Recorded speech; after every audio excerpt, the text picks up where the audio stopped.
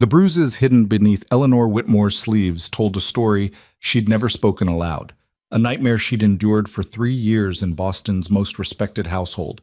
But tonight, in the darkness of a westbound train rattling toward the Colorado Territory, she'd made a choice that terrified her more than staying ever could. She was traveling to marry a complete stranger, a rancher named Caleb Mercer who'd answered her desperate letter seeking escape disguised as matrimony. What if he was worse? What if there was no worse? Either way, there was no turning back now. If you want to see how Eleanor's dangerous gamble unfolds, stay with me until the very end. And don't forget to hit that like button and drop a comment telling me what city you're watching from. I love seeing how far these stories travel. The train lurched, and Eleanor's head cracked against the window frame hard enough to make her vision blur. She didn't cry out. She'd learned long ago that making noise only made things worse. Outside, the landscape had transformed from the dense forests of the east into something increasingly alien, endless grassland that rolled like a frozen ocean under the March sky. She'd been traveling for 6 days, 6 days of stale bread, suspicious looks from other passengers, and nights spent rigid in her seat, unable to sleep for fear someone would notice the way she flinched when men passed too close in the aisle. The yellowing bruise on her cheekbone had faded enough that careful positioning of her bonnet mostly hid it. The ones on her ribs and upper arms were easier to conceal, though they still sent sharp pains through her body whenever the train hit a rough section of track. She'd gotten careless 2 weeks ago, had spoken when she shouldn't have, and Thomas had reminded her of her place in his household with the methodical precision he applied to everything. Thomas Whitmore, her cousin, her guardian since her parents' death from consumption when she was 17. Boston society called him respectable, charitable, a pillar of the community. Behind the locked doors of his Beacon Hill mansion, he was something else entirely. Eleanor pressed her gloved fingers against the cool glass and watched her reflection stare back. A woman of 22 who looked older, her dark hair pulled severely back, her gray eyes holding shadows that had nothing to do with the dim light inside the passenger car. "Excuse me, miss." She jerked away from the window, her heart hammering against her ribs so hard she thought it might crack them. The conductor stood in the aisle, his weathered face creased with concern that made her immediately suspicious. Men didn't show concern. They showed interest, and interest always came with a price. "Didn't mean to startle you," he said, his voice gentler than before. "Just wanted to let you know we'll be pulling into Denver Station within the hour. This is your stop, isn't it? I remember you asking about it back in Omaha." Eleanor's mouth had gone dry. She managed a nod. "You being met there, miss? It's not really a place for a lady alone, if you don't mind me saying." "I'm being met." The lie came easily now. She'd practiced it so many times during the journey that it almost felt true. "My fiancé will be waiting." "That's good then. That's real good." But the conductor's eyes lingered on the edge of her bruised cheek, the one her bonnet didn't quite hide, and Eleanor saw the exact moment he decided not to ask about it. "Well, you take care, miss." She waited until he'd moved 3 cars down before allowing herself to breathe properly again. Her hands were shaking.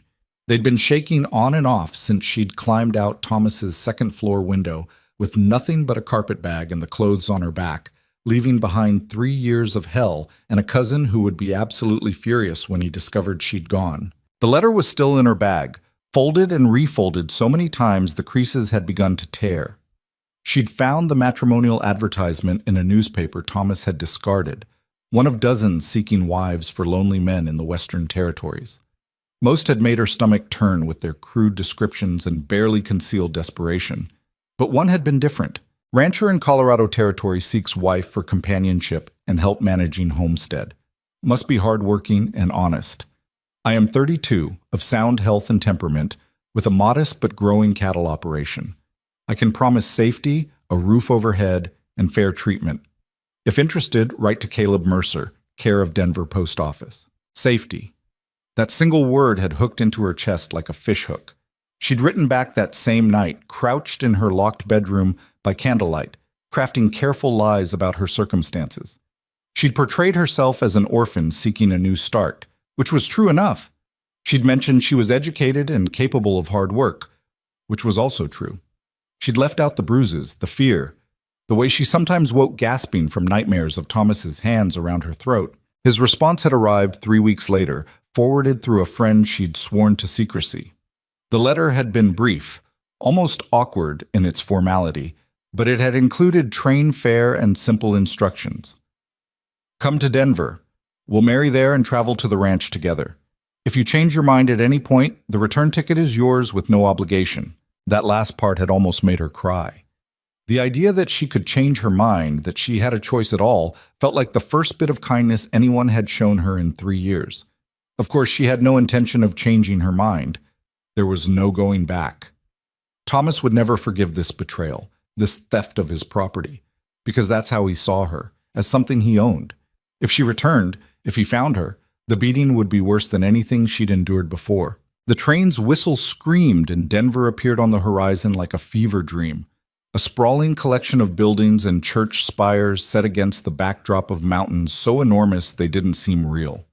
Eleanor had seen sketches of the Rocky Mountains in books, but the sketches hadn't prepared her for the sheer overwhelming scale of them, the way they seemed to wall off the entire western edge of the world. The train began to slow, brakes squealing, and Eleanor's stomach twisted into knots tight enough to make her nauseated. She gripped the handle of her carpetbag and tried to remember how to breathe like a normal person instead of someone on the verge of panic. What if Caleb Mercer wasn't at the station? What if he'd changed his mind? What if he took one look at her and realized she was damaged goods, too afraid and too broken to be of use to anyone? What if he was worse than Thomas? The platform materialized outside the window, crowded with people, luggage, vendors selling food and newspapers. Eleanor stood on legs that felt like they might give out, steadying herself against the seat back as other passengers began gathering their belongings and pushing toward the exits. She was the last one off the train. The platform smelled like coal smoke and horse manure, and something cooking that might have been sausages. The noise was overwhelming after days of mostly just train sounds, people shouting, a baby crying, somewhere a dog barking. Eleanor stood beside her carpetbag and scanned the crowd with rising dread. A man stepped forward from near the station house wall. He was tall, broad-shouldered, wearing dusty range clothes and a hat that shadowed his face. Eleanor's breath caught, and she took an involuntary step backward, her spine hitting the side of the train car. "Miss Whitmore?" His voice was deep but not loud, almost hesitant. He removed his hat, revealing sun-weathered features, dark hair, and eyes that might have been brown or hazel. It was hard to tell in the station's chaotic light. He looked older than 32, though whether that was from age or just hard living, she couldn't say. "I'm Caleb Mercer." He made no move to come closer, seemed to sense her fear even though she was trying desperately to hide it. "I'm glad you made it safely. The journey must have been difficult." Eleanor's voice came out smaller than she intended. "Mr. Mercer." "Just Caleb, if you don't mind. I'm not much for formality." He glanced at her carpetbag. "Is this all you brought?" She nodded, unable to form words. Her throat had closed up. Caleb's expression shifted into something she couldn't quite read. "All right then. There's a preacher not far from here, if you're still willing. Though if you've changed your mind, I meant what I wrote. No obligation. I can get you a room at a respectable boarding house and a ticket back east if that's what you want." "No." The word came out sharper than she intended, almost frantic. "No, I'm willing to proceed with the marriage. If you still want to." Something flickered across his face. Concern, maybe, or confusion. "Miss Whitmore, are you all right? You look pale." "I'm fine." Another lie. "Just tired from the journey." He studied her for a long moment, and Eleanor had to fight the urge to look away.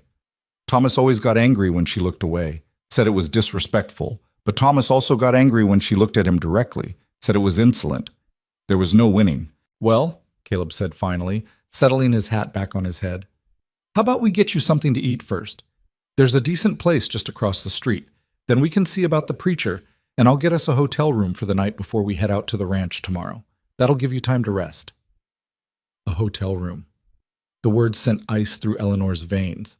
Of course there would be a hotel room. They were getting married. That's what husbands and wives did. She must have gone even paler because Caleb frowned.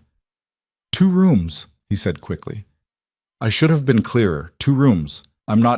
We don't have to." He stopped, seeming flustered in a way that was so unexpected Eleanor almost didn't process it. "What I'm trying to say is I don't have expectations about tonight, or any night, until you're ready. If you're ever ready." The marriage is for companionship and help with the ranch, like I wrote. Nothing more unless you want it to be. Eleanor stared at him. I don't understand. I'm not a man who forces himself on women, Miss Whitmore. I need a partner, not a prisoner. If that's not what you're looking for, we should know now before we get any further into this arrangement. Her eyes were burning. She blinked rapidly, refusing to cry in front of the stranger on a train platform in Denver, but something in her chest had cracked open, and she couldn't quite catch her breath. I think, she managed, I would like to get something to eat, if that's still acceptable. Caleb's face softened. It's more than acceptable. He reached for her carpetbag, then stopped when she flinched. May I carry your bag? It's no trouble. She nodded jerkily, and he picked it up like it weighed nothing. He didn't offer his arm, didn't try to touch her, just gestured toward the street and started walking at a pace she could match easily. The restaurant was small but clean, with checkered tablecloths and the smell of fresh bread that made Eleanor's stomach cramp with sudden hunger. She couldn't remember the last time she'd eaten anything that wasn't stale or cold. Caleb pulled out a chair for her, waited until she was seated before taking his own seat across from her. The stew here is good, he said, and they make a decent apple pie. A woman appeared beside their table, middle-aged, with flour on her apron and a friendly smile. Caleb Mercer, you've been away for weeks. Who's this pretty thing? My fiancée, Eleanor Whitmore. We're getting married this afternoon. He said it simply, without embarrassment or pride, just a statement of fact. Eleanor, this is Mrs. Patterson, best cook in Denver. Oh, how wonderful. Congratulations to you both. Mrs. Patterson beamed at Eleanor with such genuine warmth that Eleanor found herself attempting a smile in return. What can I get you, dear? You look half-starved. I'll have whatever's easiest, Eleanor said quietly. Nonsense, you'll have the stew and fresh bread and pie.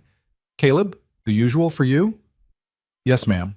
Mrs. Patterson hustled away, and Eleanor found herself alone with Caleb Mercer again. This man she was about to marry, this stranger who looked at her with something that might have been kindness, but could just as easily be a mask for something worse. You can ask me anything you want, Caleb said. About the ranch? About me? About what to expect. I know this isn't a normal situation. Eleanor's fingers twisted together in her lap under the table. Why did you place the advertisement? For a wife, I mean. He leaned back in his chair, considering the question. The ranch is doing well enough, but it's a lot of work for one person. I've got a small herd, about 50 head of cattle, and I'm looking to expand. Having someone to help with the day-to-day would make that possible. He paused. And I suppose I got tired of being alone. The nearest neighbor is 5 miles away. It gets quiet. You've never been married before? No.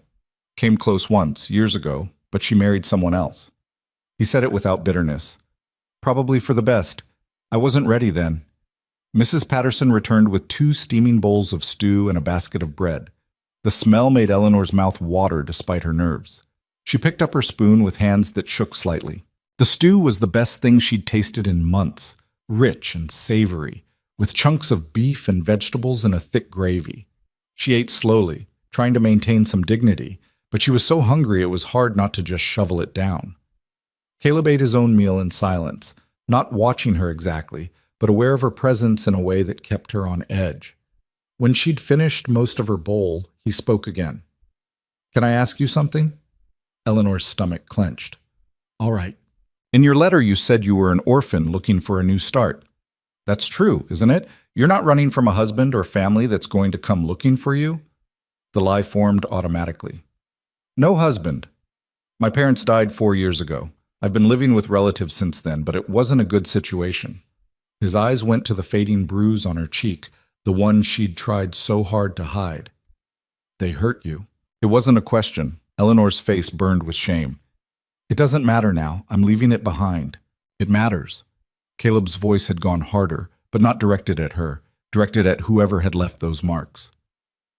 I need you to understand something, Eleanor. I'm not going to hit you. Not if you burn dinner, not if you make mistakes, not if you sass me or disagree with me. Never. If I ever raise a hand to you, you have my permission to take my horse and whatever money is in the house and leave. Is that clear? Eleanor's vision blurred. She blinked hard, staring down at her bowl. Yes. I'm sorry that happened to you, and I'm sorry you felt this was your only option. He waited until she looked up at him. But I'm glad you're here. I think we might do all right together, if you're willing to try.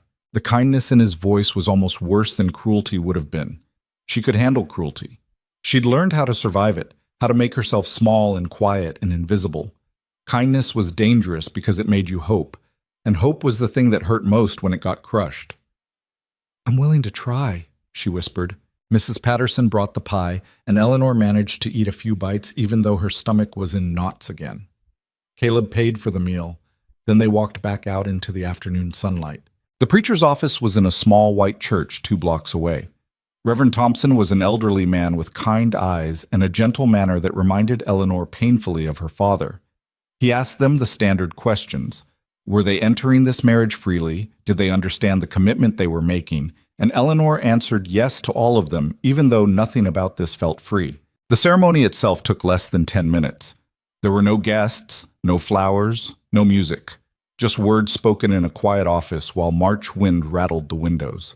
Caleb produced a simple gold band from his pocket and slipped it onto Eleanor's finger with careful precision, his calloused hands surprisingly gentle. You may kiss the bride, Reverend Thompson said with a smile. Eleanor went rigid. Caleb's eyes met hers, and whatever he saw there made him shake his head slightly. If it's all the same, Reverend, I think we'll save that for later. He turned to Eleanor. That all right with you, Mrs. Mercer? Mrs. Mercer. The name sounded foreign, like it belonged to someone else. Yes, she managed. That's all right. They signed the papers, Reverend Thompson wished them well, and then they were back outside, married. Eleanor stared down at the ring on her finger, this small circle of gold that bound her to a stranger. The hotel's just down the street, Caleb said. I'll get us checked in, and then I need to pick up some supplies before we head out tomorrow. You should rest. You look exhausted. Eleanor followed him to a modest hotel, stood silently while he arranged for 2 rooms on the 2nd floor. The desk clerk gave them a knowing look when Caleb requested separate accommodations, but he didn't comment. The room Caleb led her to was small but clean, with a narrow bed and a washstand and a window overlooking the street. He set her carpetbag down on the bed. I'll be in the next room if you need anything. Just knock on the wall. He hesitated at the door. Try to get some rest, Eleanor. Tomorrow's going to be a long day. Then he was gone, and Eleanor was alone for the first time since she'd stepped off the train.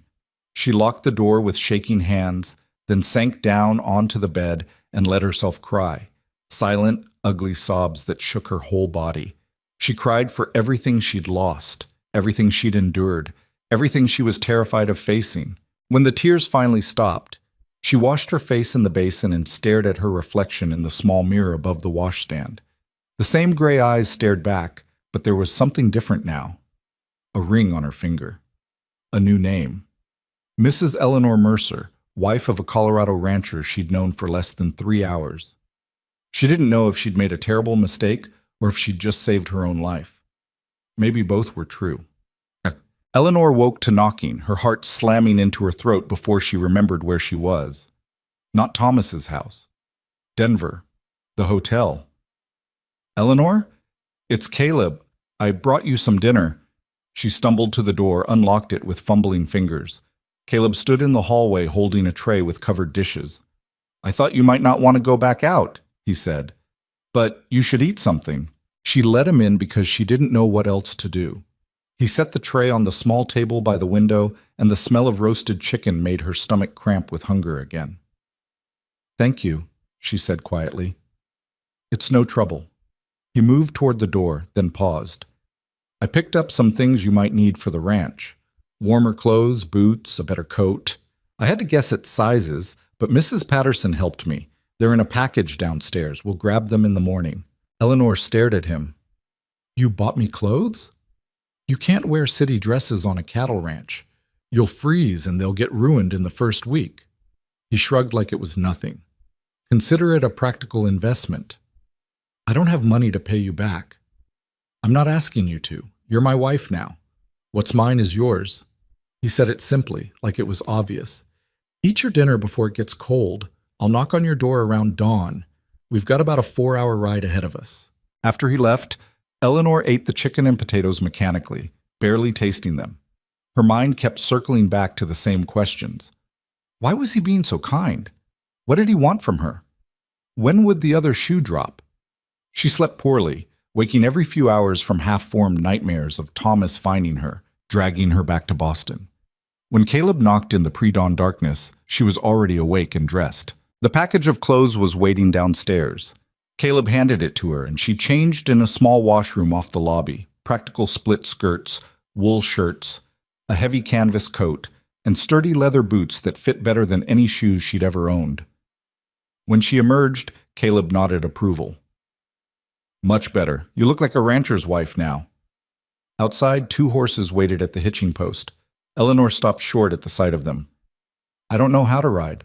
Caleb turned to her with surprise. You've never been on a horse? Never. In Boston, she'd traveled by carriage when she traveled at all, which wasn't often. Thomas preferred to keep her isolated. Well, that's all right. You can ride with me today, and I'll teach you once we're settled at the ranch. He swung up onto the larger of the 2 horses with easy grace, then extended a hand down to her. Put your foot in the stirrup, and I'll pull you up behind me. Eleanor stared at his outstretched hand, her heart hammering. Getting on that horse meant trusting him not to let her fall, meant pressing close to him for hours. I won't drop you, Caleb said quietly. I promise. She took his hand. His grip was strong and warm through her glove, and he lifted her up behind him like she weighed nothing. She settled awkwardly onto the horse's back, trying to figure out where to put her hands. You'll need to hold on, Caleb said. Around my waist is safest. Eleanor's arms trembled as she wrapped them around him. She could feel the solid warmth of his body through his coat, the steady rise and fall of his breathing. It was more physical contact than she'd had with another human being in months outside of violence, and it made her skin crawl with instinctive fear, even though he wasn't hurting her. Ready? Caleb asked.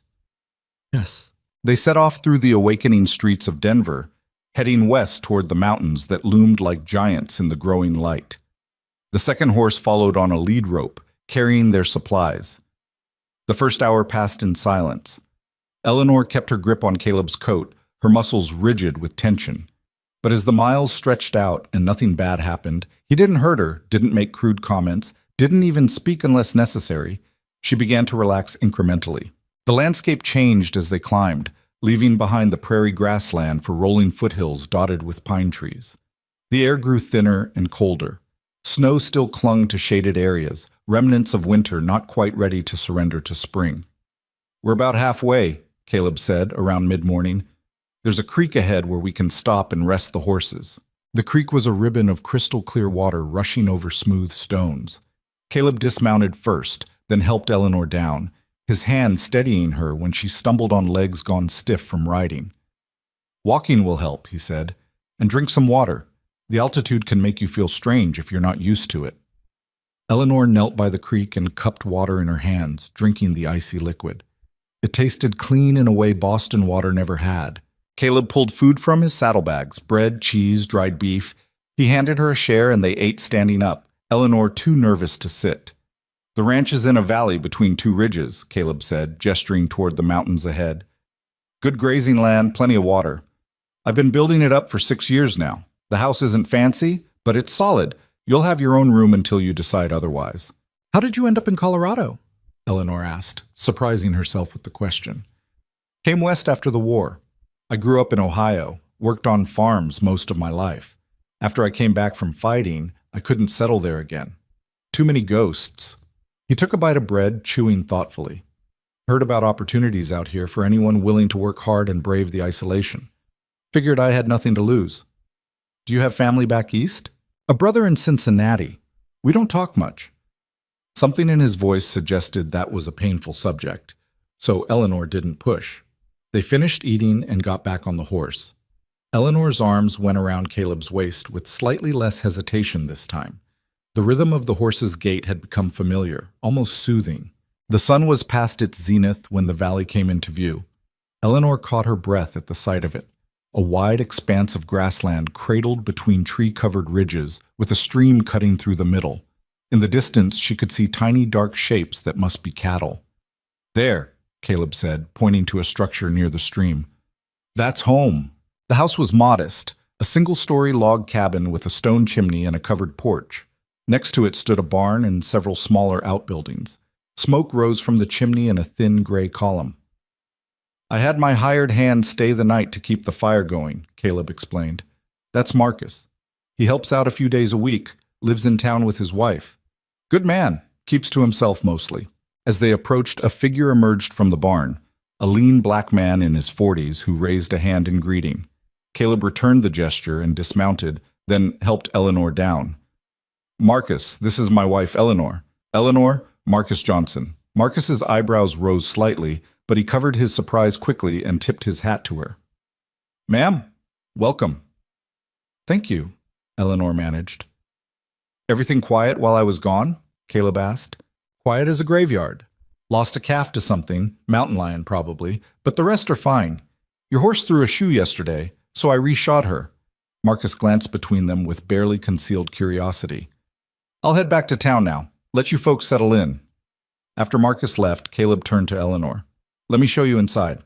The cabin was larger than it had looked from outside, consisting of a main living area with a stone fireplace, a separate bedroom, and a kitchen area along one wall. The furniture was handmade but sturdy, a table with chairs, a rocking chair by the fireplace, shelves lined with books and supplies. Your room is there, Caleb said, indicating the bedroom. I sleep out here, on the cot by the fireplace. There's a root cellar out back for food storage, and the barn has space for animals if the weather turns bad. Eleanor walked slowly around the space, taking it in. It was rustic compared to Thomas's mansion, but it was warm and clean, and the windows let in golden afternoon light that made everything glow. It's not much, Caleb said, misreading her silence for disappointment, but I can add on more rooms when we have the money. Make it bigger. It's perfect, Eleanor said softly, and meant it. This small cabin in a remote valley felt safer than any grand house ever had. Caleb looked relieved. I'll start bringing in your things and get the horses settled. You should rest. You've had a long couple of days. But Eleanor didn't want to rest. She wanted to do something, needed to feel useful before the anxiety crawling under her skin consumed her completely. What needs doing? She asked. I'd rather work. Caleb studied her for a moment. All right, the chickens need feeding, and there's water to haul from the creek. I can show you where everything is. For the next several hours, Eleanor learned the rhythms of ranch life. The chickens lived in a coop behind the house, 7 hens and a rooster that eyed her suspiciously. Caleb showed her how much feed to scatter, where to check for eggs. The water barrels needed filling from the creek, and he demonstrated how to use the yoke and buckets, though he insisted on carrying the heavier loads himself. As the sun began to set, painting the valley in shades of orange and pink, Caleb started dinner, beans and bacon cooked in a cast-iron pot over the fire, with cornbread baking in a Dutch oven. Eleanor watched him work, this man who moved with easy confidence in his own space. I'm not a fancy cook, he said as he stirred the beans, but I can make basic things. Tomorrow you can take over if you want, or we can share the work. Whatever suits you. They ate at the table, and Eleanor found herself studying him in the firelight. His face was weathered from years of outdoor work, with lines around his eyes that suggested he smiled more often than he frowned. His hands were scarred and calloused, but moved with surprising gentleness when he passed her the cornbread. What are you thinking? Caleb asked, catching her staring. Eleanor looked down at her plate. I'm trying to figure you out. Not much to figure. I'm a simple man who likes simple things. Honest work, quiet evenings, land that's mine. He paused. What about you? What do you like? No one had asked her that in years. Eleanor had to think about it. I used to like reading before... She stopped. Before? Before my cousin decided it was a waste of time and took my books away. Caleb's jaw tightened. The one who hurt you. Yes. He stood abruptly and went to the bookshelf, returning with 3 volumes. I've got some novels here. They're nothing fancy, but you're welcome to them. And if there are other books you want, I can pick them up next time I go to town. Eleanor took the books with hands that trembled. The titles swam in her vision. Adventure stories, a collection of poetry, a novel she'd never heard of. Thank you. You don't have to thank me for every little thing, Eleanor. This is your home now. What's here is yours as much as mine. After dinner, Caleb cleaned the dishes while Eleanor sat in the rocking chair by the fire, one of the books open in her lap. She couldn't quite focus on the words, too aware of him moving around the cabin, too keyed up from everything that had happened. When full darkness had fallen outside, Caleb banked the fire and stood. I'm going to check on the horses one more time. You should get ready for bed. Morning comes early on a ranch." Eleanor retreated to the bedroom and closed the door. The room was small but private, with a narrow bed, a chest of drawers, and a washstand. Someone, probably Marcus, had laid a fire in the small stove in the corner, and the room was pleasantly warm. She changed into her nightgown with mechanical movements, then sat on the edge of the bed and waited for her heart to stop racing. Through the door, she could hear Caleb moving around the main room, settling onto his cot. The first night in her new life. Married to a stranger who seemed kind but might not be. Far from everything she'd known, in a wilderness that could kill her if she made mistakes. Eleanor lay down and pulled the quilts up to her chin. Despite her exhaustion, sleep felt impossibly far away. Every sound made her flinch, the wind against the windows, the settling of the house, Caleb shifting on his cot.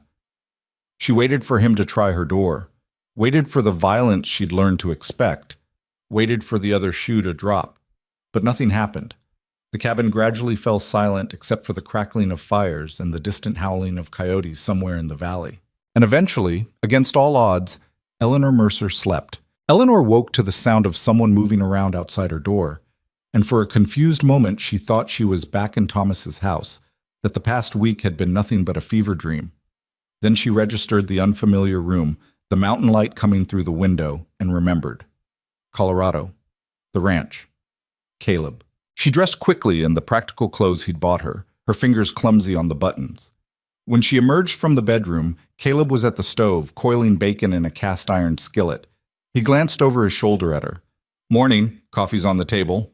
Eleanor poured herself a cup with shaking hands. The coffee was strong enough to strip paint, nothing like the delicate tea Thomas had insisted she serve him every morning at precisely 7 o'clock. She took a sip and nearly choked. Caleb's mouth twitched. "Too strong?" "No, it's fine." She took another sip to prove it, and this time managed not to cough. "What time is it?" "About 5:30. Sun's been up for half an hour already." He flipped the bacon with practiced efficiency. "I'm heading out to check on the herd after breakfast. You can come with me if you want, start learning the lay of the land. Or you can stay here and get your bearings. Either way is fine." Eleanor sat at the table, wrapping her hands around the coffee cup for warmth. "I'll come with you." Something that might have been approval crossed his face. "Good. You'll need to learn eventually anyway. Can't run a ranch if you don't know where anything is." They ate quickly. Bacon, eggs, leftover cornbread, and then Caleb led her out to the barn. The morning air was cold enough to make her breath steam, and frost still clung to the grass in shadowed areas. The valley stretched out before them, vast and empty, except for the dark shapes of cattle in the distance. "We'll take the wagon today," Caleb said, hitching up a sturdy-looking mare to a flatbed. "Easier than both of us on horseback until you learn to ride." Eleanor climbed up onto the wagon seat and Caleb settled beside her. He didn't sit too close, she noticed.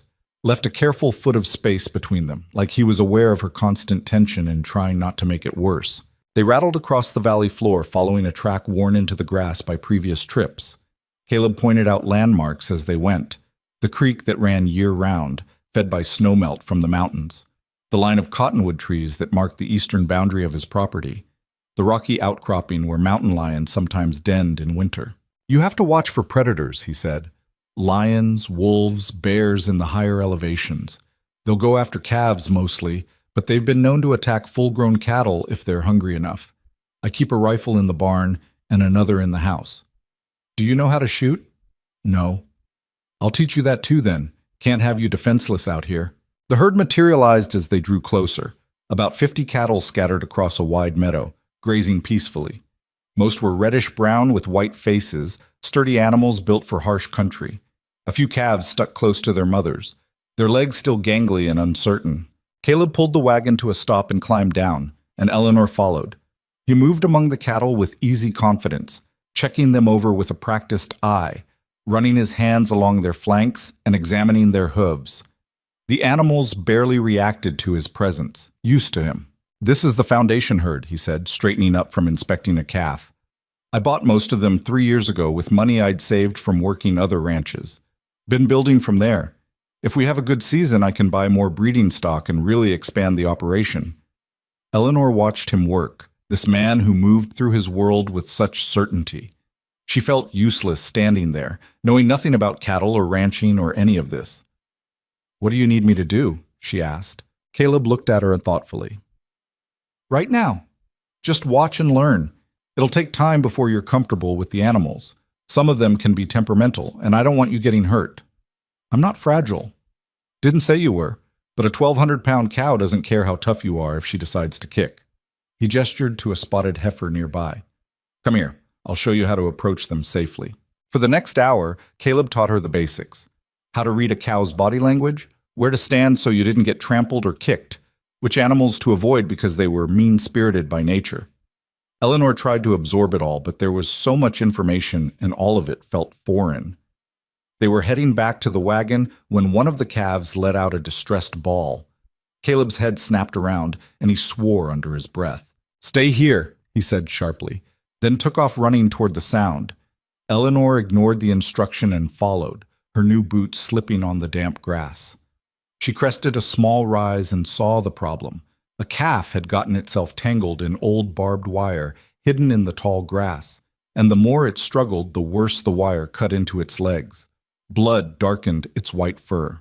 Caleb was already kneeling beside the animal, his hands moving carefully to untangle the wire. The calf thrashed and kicked, catching him hard in the shoulder. He grunted but didn't let go. "Easy, easy," he murmured to the terrified animal. "I've got you. Hold still." Eleanor knelt on the calf's other side without thinking. "What can I do?" "Hold his head down if you can. Try to keep him calm." She reached out with trembling hands and gripped the calf's head, pressing it gently but firmly toward the ground. The animal's eye rolled white with fear, and it made pitiful sounds that twisted something in Eleanor's chest. "It's all right," she heard herself saying. "You're all right. We're trying to help." Caleb worked quickly, cutting through the wire with a tool from his belt. The barbs had cut deep in places, and blood soaked into the grass beneath them. Finally, the last strand came free, and the calf lurched to its feet, stumbling away from them on shaky legs toward its mother. Caleb sat back on his heels, breathing hard. His hands were scratched and bleeding from the wire, and there was a rip in his shirt where the calf had kicked him. "You hurt?" Eleanor asked. "Nothing serious." He examined his palms with a grimace. "Stupid of me to leave that old wire out here. I meant to clear it last fall and forgot." "Your hands, they'll be fine." But when he tried to stand, he swayed slightly, and Eleanor saw how pale he'd gone under his tan. "You're not fine," she said, her fear sharpening into something like anger. "Come back to the house.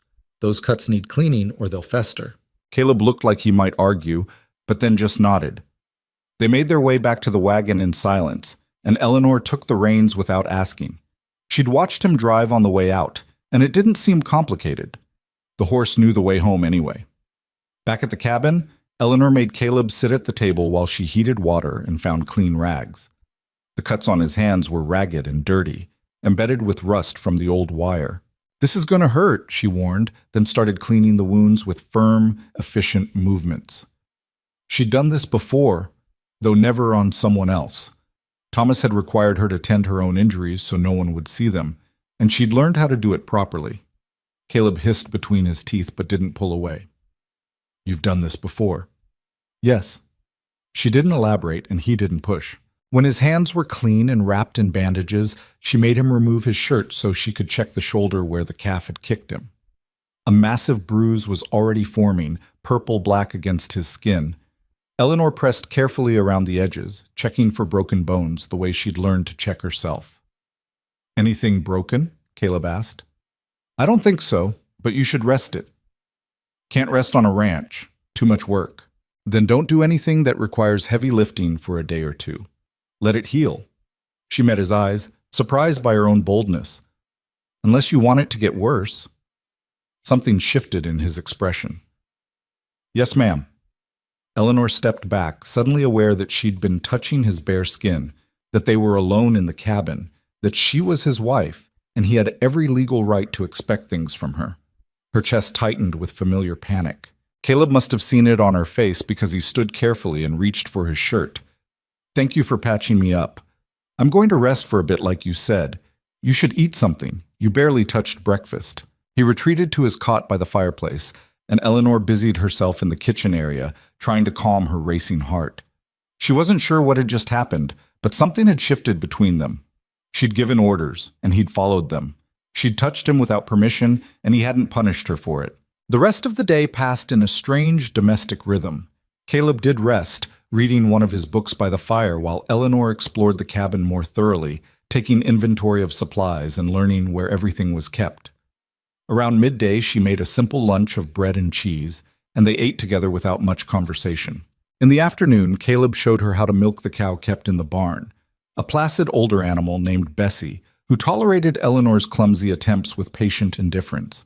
Eleanor's hands ached by the time she'd gotten a half bucket of milk, and Caleb had to finish the job, his bandaged hands making the work awkward. "Takes practice," he said. "You'll get the hang of it."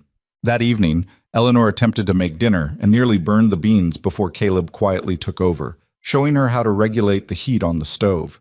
They ate the slightly scorched meal without complaint, and afterward, Caleb taught her how to play cards by firelight. Simple games that made her laugh despite herself when she won 3 hands in a row.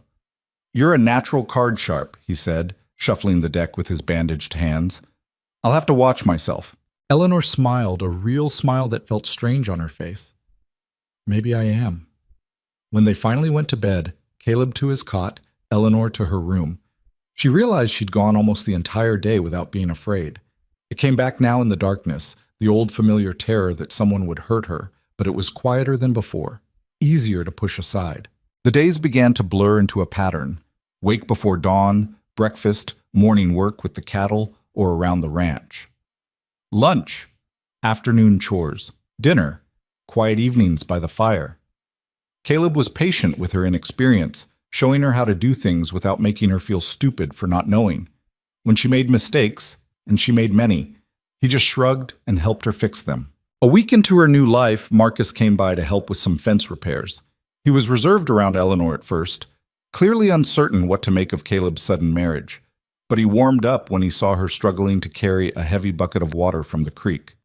"Here, ma'am, let me get that," he said, taking it from her hands. "That's too heavy for someone your size."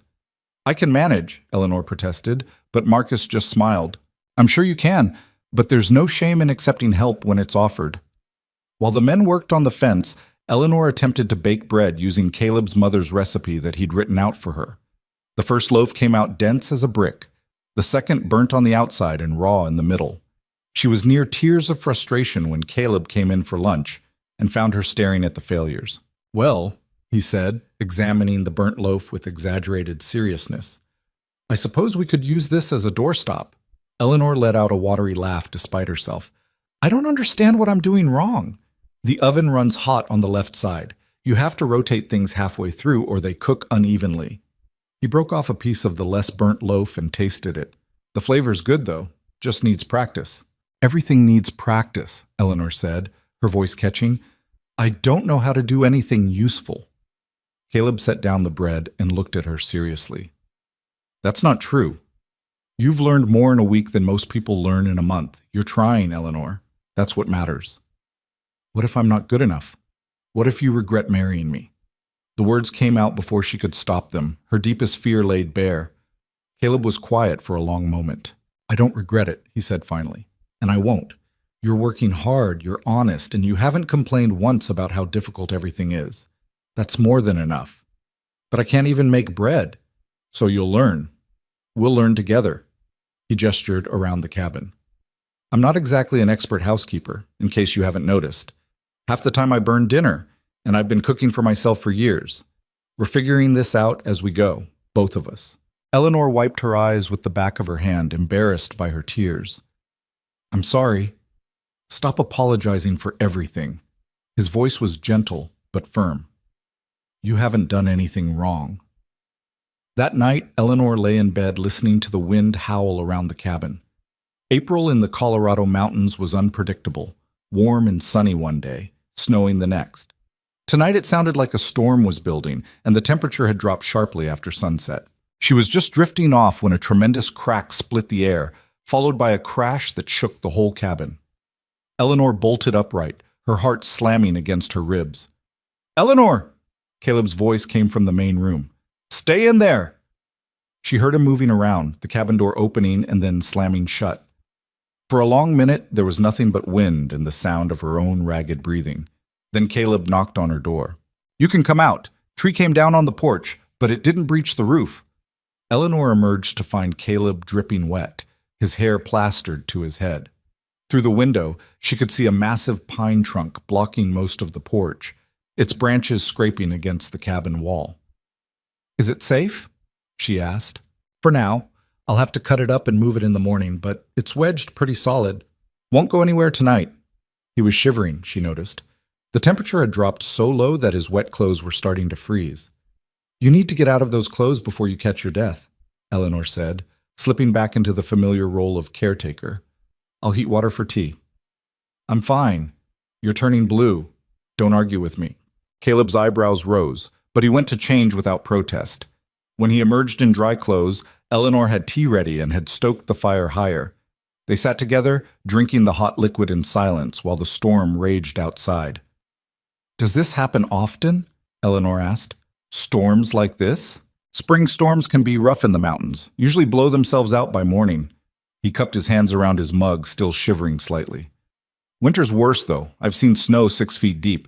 Temperatures so cold you can't go outside without risking frostbite." Eleanor tried to imagine it and couldn't. "How do you manage?" "You prepare, stock up on supplies, make sure the animals are sheltered, keep enough wood split for the stove." He glanced at her. "It'll be easier with 2 of us. Last winter I nearly went crazy from the isolation." "How long were you snowed in?" "About 3 weeks, the worst stretch. Couldn't get to town, couldn't check on the herd properly. Just me and these 4 walls." He paused. "That's when I decided to place the advertisement. Figured even a stranger's company was better than talking to myself." Eleanor absorbed this. "And you're not disappointed? That you got me instead of someone more capable? I told you, I don't regret it." Caleb set down his mug and looked at her directly. "Can I ask you something? And you can tell me it's none of my business if you want." Her stomach clenched. "All right. That cousin of yours, the one who hurt you, is there any chance he'll come looking for you?" Eleanor's breath caught. She'd been trying not to think about Thomas, trying to pretend that distance made her safe. "I don't know. Maybe. He's not the kind of man who likes to lose things he considers his." "Did he consider you his?" "He was my guardian. Legally, I was his responsibility until I married." The words tasted bitter. He liked having that control. Caleb's jaw tightened. "If he shows up here, he'll find you have a husband who doesn't take kindly to men who beat women. You understand me?" The fierceness in his voice startled her. "I understand." "Good." He stood, banking the fire for the night. "Try to get some sleep. Morning will come soon enough." But Eleanor couldn't sleep. She lay in her narrow bed listening to the storm and thinking about Thomas. Would he look for her? Would he guess where she'd gone? The matrimonial advertisement had been in a Boston newspaper after all.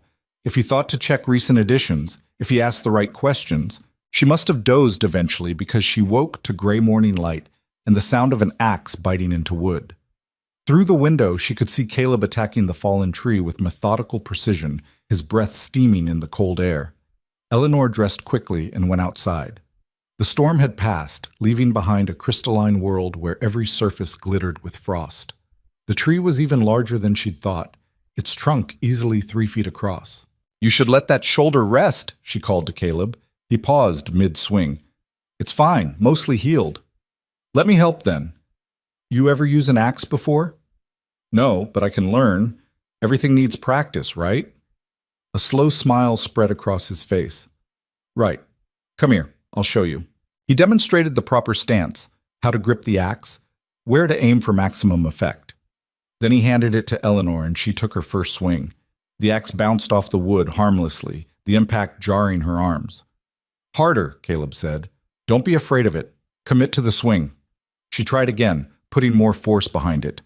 This time the blade bit into the wood with a satisfying thunk. "Better? Keep going." They worked together for the next 2 hours, taking turns with the axe, reducing the massive tree to manageable pieces. Eleanor's arms burned and her hands blistered despite her gloves, but there was something deeply satisfying about the work, about seeing the visible results of her effort. When Marcus arrived around midday, He found them both sweating despite the cold, surrounded by neat stacks of cut wood. "Well now," he said, surveying the scene with approval. "Looks like you two made quite a team. That tree would have taken me and Caleb most of the day." "Eleanor's a quick learner," Caleb said, and the pride in his voice made something warm unfurl in her chest. Over the following weeks, Eleanor continued to learn the rhythms of ranch life. She got better at milking Bessie, at feeding the chickens, at hauling water and chopping wood. Her bread still came out imperfect more often than not, but it was edible now, and she'd mastered a few simple meals that didn't end in disaster. Caleb taught her to ride on a gentle mare named Willow, patient through Eleanor's initial terror and her tendency to freeze up when the horse moved too quickly. By the end of April, she could manage a slow circuit of the valley without panic, though she still preferred the wagon for longer trips. He also taught her to shoot, starting with an old rifle that didn't kick too hard. Eleanor hated the noise at first, flinching every time she pulled the trigger, but Caleb was relentless in his insistence that she learn. "You need to be able to defend yourself," he said after she'd missed the target for the 10th time. "What if something happens to me and you're here alone?" "Nothing's going to happen to you?" "Maybe not. But out here you can't afford to assume that." He reset the target. "Try again. Breathe out slowly and squeeze. Don't pull." This time the shot hit the edge of the target, and Eleanor felt a surge of fierce satisfaction. They were settling into something that felt almost like partnership. Caleb consulted her about decisions for the ranch, valued her opinions even when she thought they were stupid. When a late freeze threatened the vegetable garden she'd started, they worked together to cover the young plants, racing against dropping temperatures. When Marcus's wife fell ill and he needed time off, Eleanor and Caleb managed the extra work between them without complaint. The only thing they didn't share was a bed. Caleb still slept on his cot by the fireplace, still gave her privacy and space, still never pushed for more than she was willing to give. Sometimes Eleanor caught him looking at her with something that might have been longing, but he always looked away when he realized she'd noticed. It was late May when the thing Eleanor had been dreading finally happened. She was in the barn gathering eggs when she heard a horse approaching.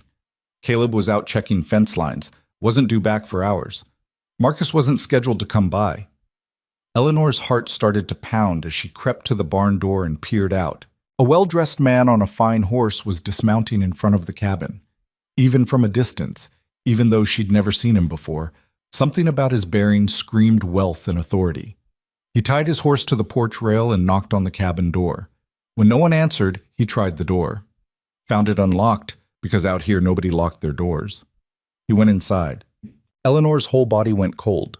It couldn't be Thomas. This man was too old, too heavy. But he was looking for someone, and she had a terrible suspicion it was her. She should run, should take Willow and ride for the hills, disappear before the stranger could find her. But if she ran, Caleb would come back to questions, maybe danger. She couldn't do that to him. So instead, Eleanor walked toward the cabin on shaking legs, trying to prepare herself for whatever was coming. The man emerged just as she reached the porch steps. Up close, she could see he was in his 50s, with gray-shot hair and cold eyes that assessed her like she was livestock. "You must be the girl," he said. No introduction, no pleasantries. "Eleanor Whitmore." "Mercer," she corrected, her voice surprisingly steady. "My name is Eleanor Mercer now." "Ah, yes. The hasty marriage."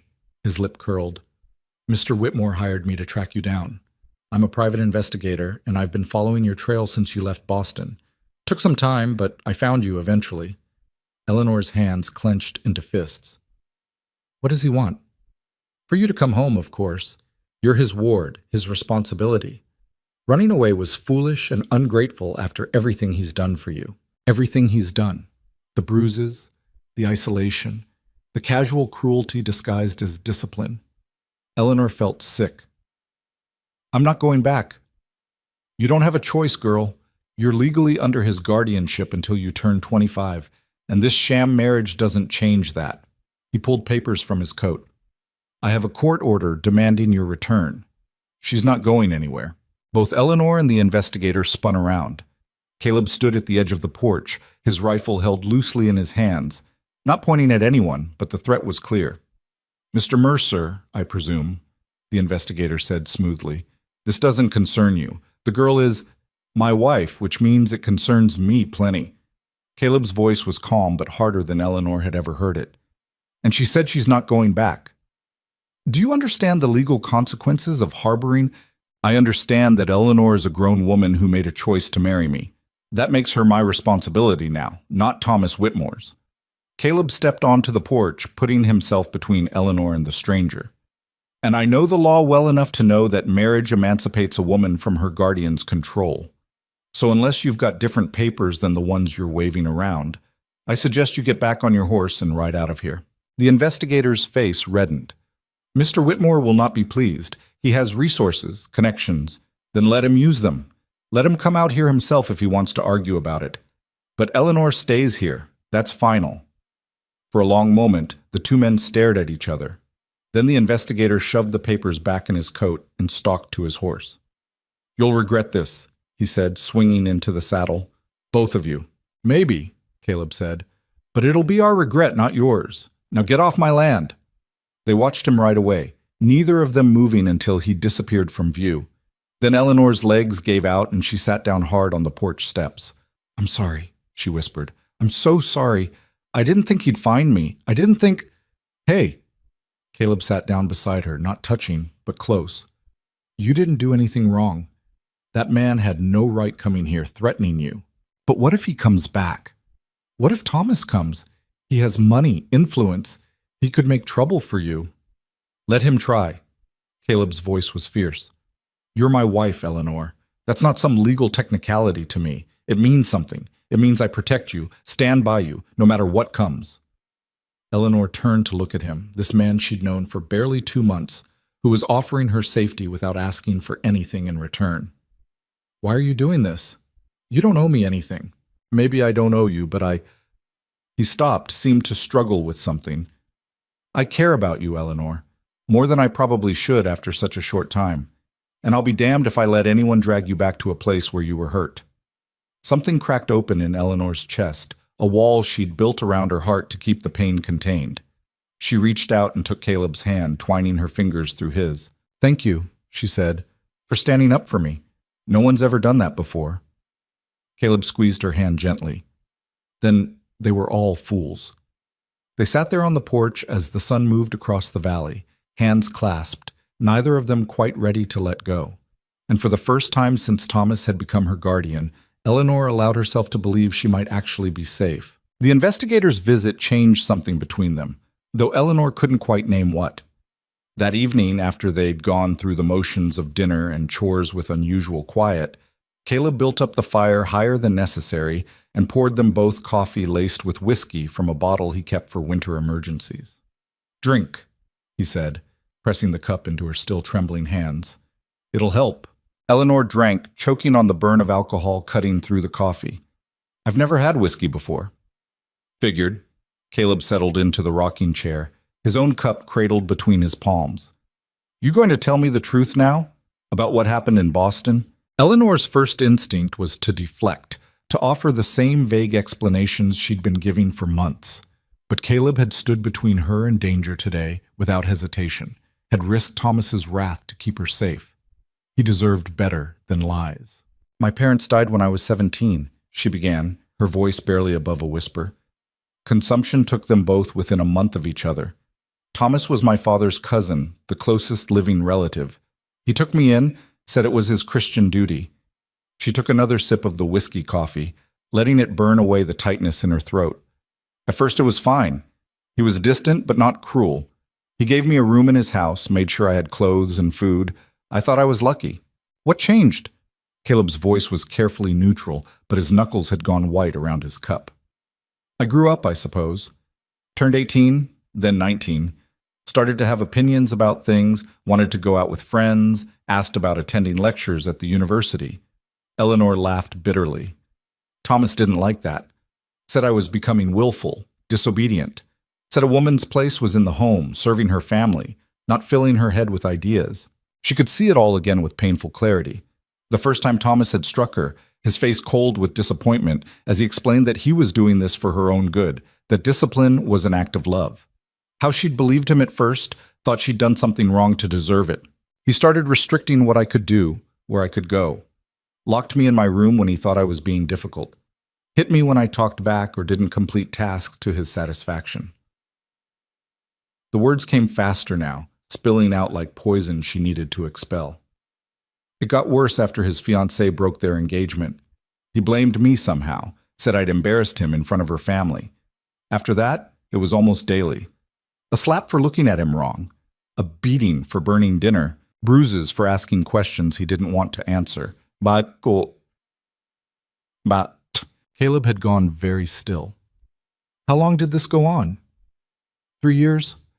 I tried to leave once, when I was 20, packed a bag and made it as far as the train station before he found me. Eleanor closed her eyes against the memory. He was so angry. He locked me in the cellar for 2 days with no food or water. After that, I was too afraid to try again. But you did try again. You got out. I found your advertisement in a newspaper he'd thrown away. It felt like providence, like maybe I had one chance and I had to take it. She looked at Caleb directly. I lied in my letter to you about my circumstances, about why I wanted to leave. I made it sound like I was just looking for adventure, for a new start. I didn't tell you I was running for my life. I know, Caleb said quietly. Eleanor's breath caught. You knew? Not the details. But I knew you were running from something the moment you stepped off that train looking half dead with terror. I knew when you flinched every time I moved too fast, when you apologized for things that didn't need apologizing for, when you looked at me like you expected me to hit you. He set down his cup and leaned forward, elbows on his knees. I knew, Eleanor, and I married you anyway. Why? The question came out broken. Why would you do that? Caleb was quiet for a long moment, staring into the fire. When he spoke, his voice was rough with old pain. I had a sister once, Catherine. She was 2 years younger than me, smart as a whip, prettiest girl in our town. He paused, his jaw working. She married a man our parents approved of when she was 19. Rich family, good prospects. He seemed like a decent enough fellow. Eleanor's stomach dropped. She knew where this was going. Turned out he wasn't decent at all. Behind closed doors, he was cruel. Hit her, belittled her, kept her isolated from the family. We didn't know for a long time. She hid it well. But I saw bruises at a family dinner one night, asked her about them. Caleb's hands clenched into fists. She lied, said she'd fallen. I knew it wasn't true, but I didn't push, didn't want to make her uncomfortable. What happened to her? She died 6 months later. Fell down the stairs, her husband said, broke her neck. Caleb's voice had gone flat, emotionless in a way that told Eleanor he was barely holding himself together. The whole town believed it was an accident, but I knew. I knew he'd killed her, whether he pushed her or just beat her so bad she couldn't stand straight anymore. Eleanor's eyes burned with unshed tears. I'm so sorry.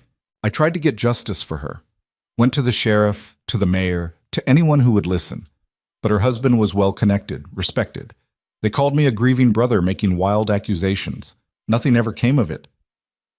He looked at Eleanor then, and the raw pain in his eyes nearly undid her.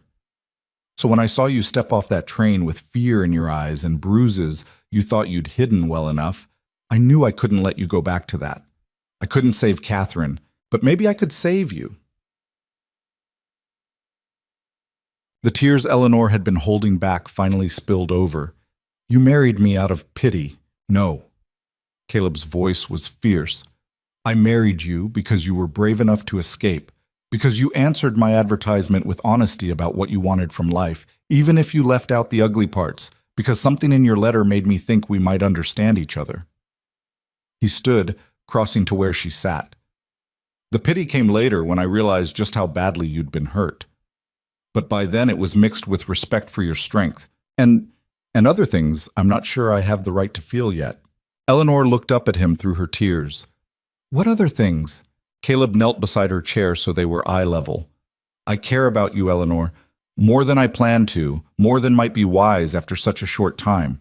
I like having you here. I like working beside you, teaching you things, watching you get stronger and more confident every day. I like the way you laugh when you finally get something right, and the way you argue with me when you think I'm being stubborn, and the way you look in the morning with your hair down and the sun coming through the window. Eleanor's breath had stopped somewhere in her chest. Caleb, I'm not asking for anything, he said quickly.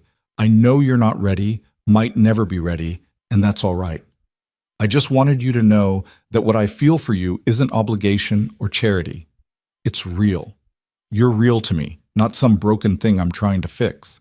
Eleanor reached out with a shaking hand and touched his face, her fingers tracing the line of his jaw. He went very still under her touch, barely breathing, like he was afraid any movement would startle her away. "You scare me," she whispered. "Not because I think you'll hurt me, because I'm starting to care about you too, and caring about people means they can hurt you in ways that are worse than fists. I know, trust me, I know." Caleb turned his head slightly, pressing a feather-light kiss to her palm. "But I'm willing to risk it if you are." Eleanor didn't answer with words. Instead, she leaned forward slowly, giving him time to pull back, and pressed her lips to his. It was brief and chaste, barely more than a brush of skin against skin, but it was the first kiss she'd ever given willingly. When she pulled back, Caleb's eyes had gone dark. "Eleanor, I'm not ready for more," she said quietly. "Not yet, but I want to try, to trust you, to see if this can be more than just a marriage of convenience. We can go as slow as you need, years, if that's what it takes." Caleb stood, pulling her up with him. "For now, how about we just sit by the fire and talk? Tell me something about yourself that has nothing to do with Boston or Thomas or running away. Tell me who you were before all of that." So Eleanor did. She told him about her childhood, about her father who'd been a teacher and her mother who'd played piano, about the books she'd loved, the dreams she'd had of becoming a teacher herself someday, about her friend Sarah who died of scarlet fever when they were both 12, and the stray cat she'd kept hidden in the barn until her father found it and let her keep it anyway. Caleb told her about growing up on an Ohio farm, about his brother who'd become a banker and still wrote occasionally with passive-aggressive suggestions that Caleb give up ranching and do something respectable, about learning to ride when he was 4 and breaking his arm falling off a horse when he was 6, about the war and the things he'd seen that still gave him nightmares sometimes. They talked until the fire burned low and Eleanor couldn't stop yawning. When they finally went to bed, still separately, still to their own spaces, Eleanor felt lighter than she had in years. Like maybe, possibly, she could build something new here, something that wasn't defined by fear. The next few weeks passed in a strange state of heightened awareness. Eleanor found herself watching Caleb more closely, noticing things she'd been too scared to see before. The way his hands moved with such confidence when he worked, the rare smile that transformed his whole face when something pleased him, the patience he showed with her fumbling attempts to learn ranching. She also noticed the way he looked at her sometimes when he thought she wasn't paying attention, a hunger quickly hidden, a longing he tried to suppress. It should have frightened her. Instead, it made her feel powerful in a way she'd never experienced before. One morning in early June, Eleanor was hanging laundry when Caleb rode up with a package from town. "Mail delivery," he said, dismounting. "Letter from my brother and something for you." "For me?" Eleanor took the small parcel with confusion. She didn't know anyone who would send her things. "It's from a bookstore in Denver. I might have mentioned to the owner that my wife liked reading." Caleb looked pleased with himself. "Open it." Inside were 3 new books, novels she'd mentioned wanting to read in one of their late-night conversations. Eleanor's throat closed up with emotion. "You remembered. I remember everything you tell me." Caleb dismounted and walked over to where she stood, clutching the books. "You looked sad when you said Thomas had taken your books away. Thought maybe I could give you new ones." Eleanor set the books carefully on the porch rail and turned back to Caleb. "Thank you. For this. For everything. I'm not good at saying these things, but you've given me more in 3 months than I had in 3 years with Thomas. You've given me plenty too. This place feels like a home now instead of just somewhere I sleep." He hesitated, then reached out and tucked a strand of hair behind her ear, his touch gentle. "You make it better, Eleanor. Everything's better with you here." Eleanor leaned into his touch without thinking, then caught herself and pulled back. But not as far as she would have a few weeks ago. Progress came in small increments after that. Eleanor started joining Caleb on his cot by the fire in the evenings, sitting close enough that their shoulders brushed while they read or talked. She let him take her hand when they walked to check on the cattle, his calloused palm warm against hers. When he came in from working outside and his hands were cold, she warmed them between her own without flinching. It was Marcus who noticed the change first. He came by one afternoon in mid-June to help with some repairs and found them working together in easy companionship, Eleanor handing Caleb tools while he fixed a broken wagon wheel. "You two look settled," Marcus observed, a smile in his voice. "Getting there," Caleb replied, glancing at Eleanor with unmistakable affection. After Marcus left, Eleanor worked up the courage to ask something that had been bothering her. "Do people in town talk about us? About our marriage?" Caleb set down the wrench he'd been using. "Probably. It's a small town. People talk about everything. Does it bother you?" "I don't know. I guess I wonder what they say." "Marcus says most folks think it's a good match, that you seem happy here." He paused. "Are you? Happy, I mean?" Eleanor considered the question seriously. A few months ago, happiness had seemed like something that happened to other people, not to her. Now it felt tentatively possible. "I'm getting there too," she said finally, echoing his earlier words. "It's strange learning how to be happy.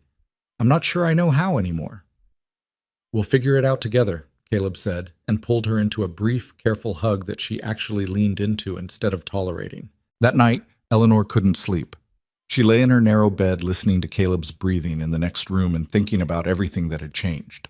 About how she no longer flinched when he came near her, how his presence had become comforting instead of threatening, how she'd started to crave his touch instead of fear it. She also thought about the bedroom they didn't share, about the invisible line they'd drawn and maintained.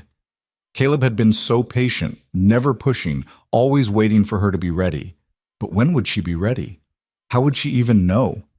The answer came to her with surprising clarity. She was ready now, or at least ready to try. Before she could second-guess herself, Eleanor got up and padded into the main room. The fire had burned down to coals, casting everything in dim orange light. Caleb was asleep on his cot, one arm flung over his head. "Caleb," she whispered. He came awake instantly, years of ranch life making him a light sleeper. "Eleanor, what's wrong?" "Nothing's wrong. I just—" She wrapped her arms around herself, suddenly uncertain. "Can we talk?" Caleb sat up, scrubbing a hand over his face. "Of course. Let me get the fire going." He coaxed the coals back to life while Eleanor settled into the rocking chair. When he turned back to her, she saw concern in his eyes. "What is it?" he asked gently. "I've been thinking about us, about our marriage." Eleanor forced herself to meet his eyes. "You've been so patient with me, never asking for more than I could give. But we're husband and wife, Caleb, and I want to try to be a real wife to you." Caleb went very still. "Eleanor, you don't have to." "I know I don't have to. That's the point." She twisted her hands together. "With Thomas, everything was forced. He took what he wanted without caring how I felt.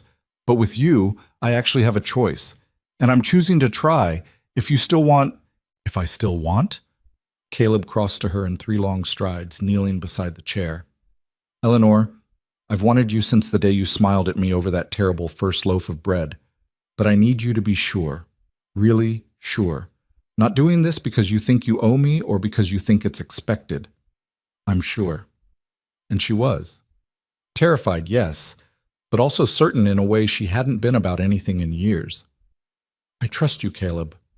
I know you won't hurt me." His hand came up to cup her face, his thumb brushing across her cheekbone. "I won't. I swear I won't. But if you need me to stop at any point, you just say so. We go at your pace, understand?" Eleanor nodded, not trusting her voice. Caleb stood and held out his hand. "Come with me." She let him lead her to the bedroom, her heart hammering so hard she thought it might break through her ribs. Inside, Caleb lit the lamp on the dresser, keeping the light low. "We don't have to do anything tonight except sleep in the same bed," he said quietly. "Just being close. That's enough, if that's all you want." But Eleanor didn't want to wait anymore. She'd spent too long being afraid, too long letting Thomas's cruelty dictate how she lived. It was time to take back that part of herself. "I want more," she whispered. What followed was nothing like what Eleanor had feared. Caleb was patient and careful, checking in with her constantly, stopping the moment she tensed up. When he kissed her, it was soft and questioning, waiting for her to respond before deepening it. When he touched her, his hands were gentle, reverent even, like she was something precious. There was awkwardness. Neither of them had much experience, and Eleanor's fear kept reasserting itself at unexpected moments. But Caleb talked her through it, made her laugh when the tension got too intense, reminded her over and over that they could stop whenever she wanted. In the end, it wasn't perfect. It hurt more than Eleanor had expected, and she cried partway through from a mixture of emotion and overwhelm. But Caleb held her through it, kissed away her tears, and stayed with her afterward instead of rolling away like she'd half expected. "You all right?" he murmured against her hair. "I think so." Eleanor was shaking, but not from fear this time. It was different than I thought it would be. Good different or bad different? Good. Strange, but good. She turned in his arms to look at him. "Thank you for being patient with me." "Always." Caleb kissed her forehead. "We've got the rest of our lives to figure this out. No rush." They fell asleep tangled together, and when Eleanor woke in the night from a half-formed nightmare, Caleb was right there, solid and warm, chasing away the shadows with his presence. The next morning felt different. Eleanor expected things to be awkward between them, but instead there was an ease that hadn't existed before. Caleb smiled at her over breakfast with unmistakable warmth, and when she passed close to him to get the coffee pot, he caught her around the waist and pulled her in for a quick kiss that made her blush and laugh. "I could get used to this," she said. "Good, because I'm planning to keep doing it." Over the following weeks, they settled into their new dynamic. Eleanor moved into the bedroom properly, and Caleb converted his cot area into a workspace for the ranch accounts. They learned each other's bodies and rhythms, figured out what worked and what didn't, grew comfortable with the physical intimacy that had seemed so impossible months ago. But it wasn't just the physical relationship that deepened. Eleanor found herself sharing things with Caleb she'd never told anyone. Her fears and hopes, her dreams for the future, the small daily observations that seemed too trivial to matter, but that he listened to with genuine interest. And he opened up to her in return, telling her about his struggles to make the ranch profitable, his worries about weather and cattle prices, his quiet pride in what they were building together. One evening in late July, they were sitting on the porch watching the sunset when Caleb said something that made Eleanor's heart skip. "I love you." She turned to stare at him. "What?" "I love you," he repeated, meeting her eyes steadily. "I've been trying to figure out the right time to say it, but I don't think there is a right time, so I'm just saying it now. I love you, Eleanor. The way you fought to heal yourself, the strength you show every day, the person you're becoming out here. I love all of it." Eleanor's eyes filled with tears. "I don't know if I know how to love properly. Thomas twisted everything so much. Thomas was a bastard who didn't deserve you. What he did to you wasn't love, it was control and cruelty. This is love." Caleb gestured between them. "What we have here, the choosing each other every day, the working through hard things together, the caring about each other's happiness, that's real." "I think I love you too," Eleanor said, her voice shaking. "I'm scared to say it, scared that admitting it makes it real, and real things can be taken away.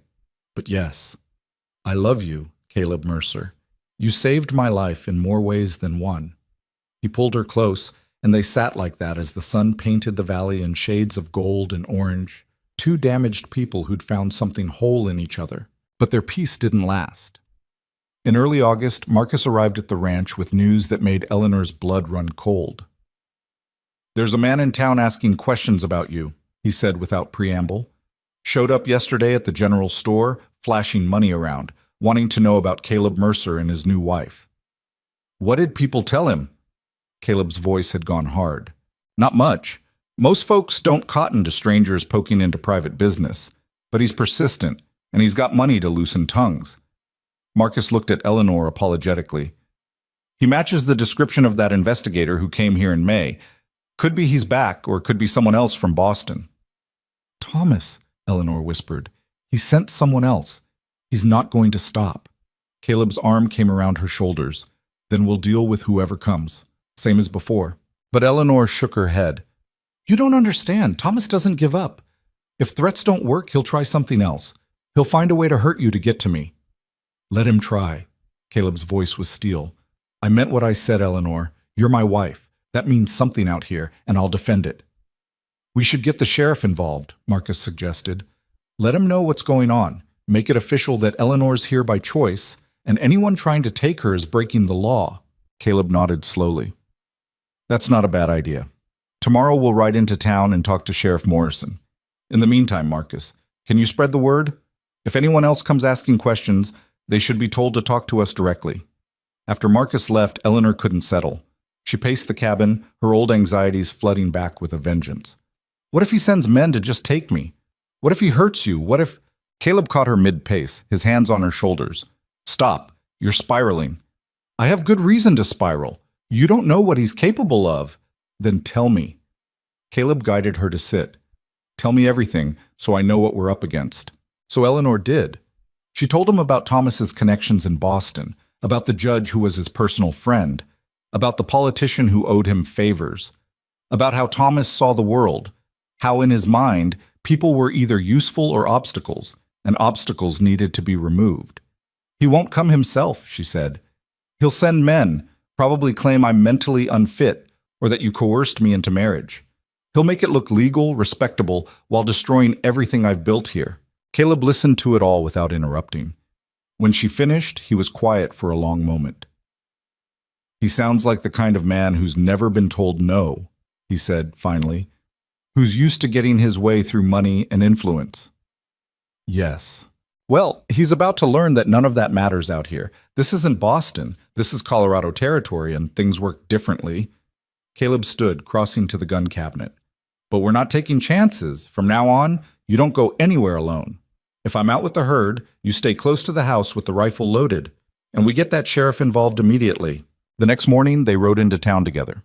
Sheriff Morrison was a grizzled man in his 60s who'd been enforcing law in the territory for decades. He listened to their story with thoughtful attention, occasionally scratching notes on a piece of paper. "So this cousin of yours, he's claiming guardianship even though you're married?" Morrison asked Eleanor. "Yes, sir. Or he was. I don't know what he's claiming now." "Well, the law's pretty clear. Marriage emancipates a woman from her guardian's control, especially at your age. You're 22, you said." "Yes." "Then legally, Thomas Whitmore has no claim on you whatsoever." Morrison leaned back in his chair. "Now, that doesn't mean he won't try something underhanded. Rich Eastern men sometimes think they can buy their way around frontier law. But I'll make sure everyone knows the situation. If anyone tries to take you by force or claims to have legal authority, they'll be arrested for kidnapping." Some of the tension eased from Eleanor's shoulders. "Thank you, Sheriff. Don't thank me yet. Best thing you can do is stay vigilant. Keep that rifle close and don't trust strangers." Morrison looked at Caleb. "You got enough hands at the ranch to keep watch?" "Just Marcus a few days a week, but I can manage." "Might want to hire on another hand or two, just temporarily. Having more people around makes you less of an easy target." They left the sheriff's office with a plan in place, but Eleanor couldn't shake the feeling that something bad was coming. The other shoe, finally dropping. She wasn't wrong. 2 weeks later, on a sweltering August afternoon, 3 men rode up to the ranch. Eleanor saw them coming from the kitchen window, and her blood turned to ice. The man in the center was Thomas Whitmore himself. Eleanor's hands went numb, the dish she'd been washing slipping from her fingers and shattering in the basin. Through the window, she watched Thomas dismount with the casual grace of a man who'd never doubted his right to go wherever he pleased. The 2 men flanking him looked like hired muscle dressed up in respectable clothes, their eyes scanning the property with professional assessment. She couldn't breathe, couldn't move. 3 years of terror came flooding back in a single moment, turning her legs to water and her mind to static. "Eleanor?" Caleb's voice came from the doorway. He'd been in the barn. "What's—" He saw her face and crossed the room in 2 strides, following her frozen stare out the window. His whole body went rigid. "Get the rifle," he said quietly, "then go to the bedroom and lock the door." "No." The word scraped out of Eleanor's throat. "No, if I hide, he wins. He's here because of me. I have to face him." "Eleanor, I have to." She turned to look at Caleb, saw the fear and fury warring in his expression. "But I need you beside me, please." Caleb pulled her against him for one fierce moment. "All right. But you stay behind me, and if things go bad, you run. You take Willow and you ride to Marcus's place and you don't look back, understand?" Eleanor nodded against his chest, even though she knew she'd never be able to do it. She wouldn't leave him to face Thomas alone. They went out onto the porch together just as Thomas reached the bottom step. Up close, he looked exactly as Eleanor remembered, impeccably dressed despite the long journey, his iron gray hair perfectly combed, his cold blue eyes assessing everything with the calculating precision of a man used to finding weaknesses. Eleanor. His voice was smooth, cultured, completely devoid of warmth. You've led me on quite a chase. Mr. Whitmore. Caleb stepped slightly in front of Eleanor, his body language protective without being overtly aggressive. You're on my property. State your business or leave. Thomas's gaze flickered to Caleb with barely concealed disdain. Your property. How quaint. He pulled a folded document from his coat. I have a court order from the Commonwealth of Massachusetts demanding the return of my ward, Eleanor Whitmore, who was taken from my care under fraudulent circumstances. Eleanor Mercer, Caleb corrected, his voice hard. And she wasn't taken from anywhere. She chose to leave, chose to marry me, and chose to stay here. All legal, all proper. Legal? Thomas's laugh was sharp and humorless. You call seducing a vulnerable young woman through fraudulent correspondence legal? You exploited her desperate circumstances for your own gain, sir. That marriage is invalid, and I have documentation to prove it. Eleanor felt Caleb tense beside her. Before he could respond, she stepped out from behind him. He didn't seduce me, Thomas. I answered his advertisement of my own free will. And the only fraudulent thing about our marriage is whatever lies you've manufactured to justify coming here. Thomas's eyes fixed on her with an intensity that made her skin crawl. Eleanor, look at you, living in squalor, working like a common laborer. This is what you chose over the life I provided, over your proper place in society? My proper place was cowering in a locked room, waiting for you to decide whether to feed me or beat me that day. Eleanor's voice shook, but held. You call this squalor. I call it freedom. Something dangerous flickered across Thomas's face. Watch your tongue, girl. You're confused, traumatized from this man's manipulation. That's why I've brought Dr. Hendricks. He gestured to one of the men beside him, a thin man with wire-rimmed spectacles who stepped forward with professional sympathy. Miss Whitmore, I'm Dr. Samuel Hendricks from Boston General Hospital. Your cousin has expressed concern about your mental state. These delusions you're experiencing, this belief that he mistreated you, they're symptoms of hysteria, quite common in young women, but treatable, with proper care in a therapeutic environment. I'm not hysterical, Eleanor said, ice forming in her stomach. This was exactly what she'd feared, Thomas using his connections to paint her as mentally unfit, to justify taking her back against her will. And my name is Eleanor Mercer. I'm not delusional, and I'm not going anywhere with you. Mrs. Mercer is under no obligation to speak with you, Caleb interjected. And that court order from Massachusetts means nothing in Colorado territory. Sheriff Morrison has already been informed of the situation, and he's made it clear that any attempt to remove Mrs. Mercer by force will be treated as kidnapping. Thomas's expression hardened. How very territorial. Tell me, Mr. Mercer, what did you promise Eleanor to get her to marry you? What lies did you tell a frightened, abused girl to convince her you were her savior? I promised her honesty, safety, and a partnership. That's all. Honesty? Thomas pulled another document from his coat. Then perhaps you'd like to explain why you failed to mention in your matrimonial advertisement that you're deeply in debt, that this ranch is mortgaged to the hilt, that you're one bad season away from losing everything? Caleb went very still. Eleanor looked at him sharply, saw the muscle jumping in his jaw. That true? She asked quietly. There's debt, yes. Most ranchers carry some debt, but I'm managing it. Managing it? Thomas's voice dripped with false concern. According to the bank records I obtained, you're 3 months behind on payments. You married Eleanor not for companionship, but for free labor and whatever money you thought she might have. You're no better than I am, Mr. Mercer. You're just better at hiding it. That's a damned lie, Caleb started, but Eleanor held up her hand. Why are you really here, Thomas? She asked. You never cared about my well-being when I was living under your roof. Why travel all this way, spend all this money, if not to make me suffer more? Thomas's mask slipped for just a moment, revealing the cold fury beneath. You embarrassed me, Eleanor. You made me look like a fool in front of Boston society, made people question my ability to manage my own household. Do you have any idea the damage you've done to my reputation? So this is about your pride. Eleanor felt something shift inside her, fear giving way to a clear, cold anger. You beat me for 3 years because I wasn't obedient enough, and now you're angry because I escaped. Well, I'm not coming back. You can take your court orders and your bought doctor and leave. I'm not leaving without you. Thomas's voice went flat and hard in a way Eleanor recognized all too well. One way or another, you're coming back to Boston. Either you come willingly and I'll be lenient, or you come by force and face consequences you can't imagine. The third man, who'd been silent until now, moved his coat aside slightly to reveal a holstered pistol. Caleb saw it and shifted position, putting himself more directly between Eleanor and the threat. You're threatening us now? Caleb's voice had gone quiet and dangerous. On my own land? I'm stating facts, Thomas said. You're an insignificant rancher in the middle of nowhere with no real resources or connections. I have lawyers, judges, politicians in my pocket. I can make your life very difficult, Mr. Mercer. Or I can make this easy. Return Eleanor to my care, accept this compensation for your trouble. He pulled out a bank draft, and we all walk away satisfied. I'm not a horse you can buy back, Eleanor said, her voice shaking with rage now instead of fear. I'm a person, a grown woman who made her own choices, and you have no power over me anymore. Thomas's eyes narrowed.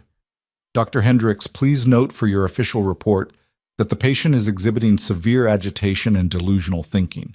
She genuinely believes she has agency in this situation, which clearly demonstrates the extent of her mental deterioration. You bastard, Eleanor breathed. You're going to have me committed. That's your plan. It's for your own good, dear cousin.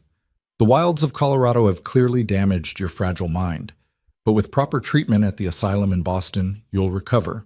Might take months, possibly years, but eventually you'll be grateful I saved you from this squalor. The world seemed to tilt.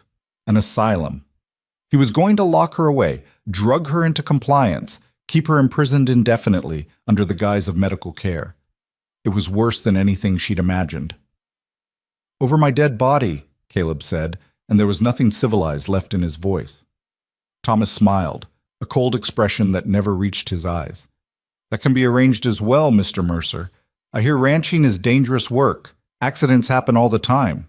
The armed man's hand moved closer to his pistol. Eleanor saw it happening in slow motion, saw the violence about to unfold, saw the choice she had to make. She could let Caleb fight her battle and possibly die for it, or she could surrender and at least keep him alive.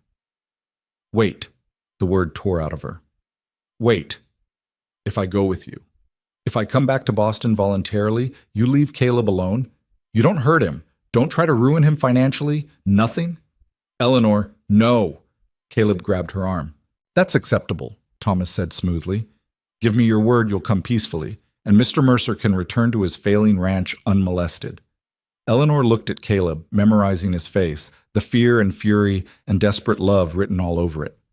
I'm sorry, she whispered. I can't let him kill you. I can't. Don't do this. Caleb's grip tightened on her arm. We'll fight him together. We'll get the sheriff. There isn't time. You saw that gun. Eleanor's eyes filled with tears. I love you. Remember that, no matter what happens. I love you, and you saved me, even if it's only for a little while. She started to step off the porch, but Caleb yanked her back against him, his arm like an iron band around her waist. No, he said flatly. You're not going. I don't care what threats he makes. I won't let him take you. How touching, Thomas said dryly. But ultimately pointless. Rogers, if you would... The armed man reached for his pistol, and Caleb shoved Eleanor behind him, reaching for his own weapon. Everything happened at once. Rogers drawing, Caleb pulling his gun, Eleanor screaming, Thomas stepping back with calculated calm. The shot that rang out didn't come from any of them. Rogers dropped his pistol with a yelp, clutching his hand where blood bloomed through his fingers. On the ridge above the ranch, Marcus stood with a rifle, and beside him were Sheriff Morrison and 2 deputies. Drop the weapon, Morrison called out, starting down the slope with his men. All of you, stay right where you are. Thomas's face went through several rapid transformations. Surprise, anger, calculation. By the time the sheriff reached them, he'd settled on righteous indignation. Sheriff, thank goodness you're here. This man, he pointed at Caleb, has been holding my ward against her will, and when I attempted to retrieve her, his associate shot my man without provocation. That's interesting, Morrison said. his weathered face unreadable. Because what I saw from up on that ridge was your man drawing on an unarmed couple on their own property. That's assault at minimum, attempted murder if I'm feeling uncharitable. He turned to Rogers, who was still clutching his bleeding hand.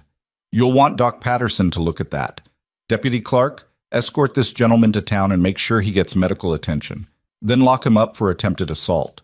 You can't, Thomas started. I can, and I am. Morrison's voice hardened. We do things different out here, Mr. Whitmore. You might have fancy lawyers and court orders back east, but in Colorado territory, we take a dim view of men who threaten women and brandish weapons on other folks' land. I have legal documentation. Let me see it. Thomas handed over the court order with barely concealed fury. Morrison read it slowly, then looked at Dr. Hendricks. You a real doctor? Of course I am. I'm a respected physician in Boston. And you're prepared to testify that Mrs. Mercer is mentally incompetent based on what, exactly? You've been on this property all of 5 minutes. Hendricks shifted uncomfortably. Mr. Whitmore provided extensive documentation of her condition. Documentation he wrote himself, I'm guessing. Morrison handed the papers back to Thomas. This order isn't worth the paper it's printed on in Colorado. Mrs. Mercer is a legal adult who entered into lawful marriage.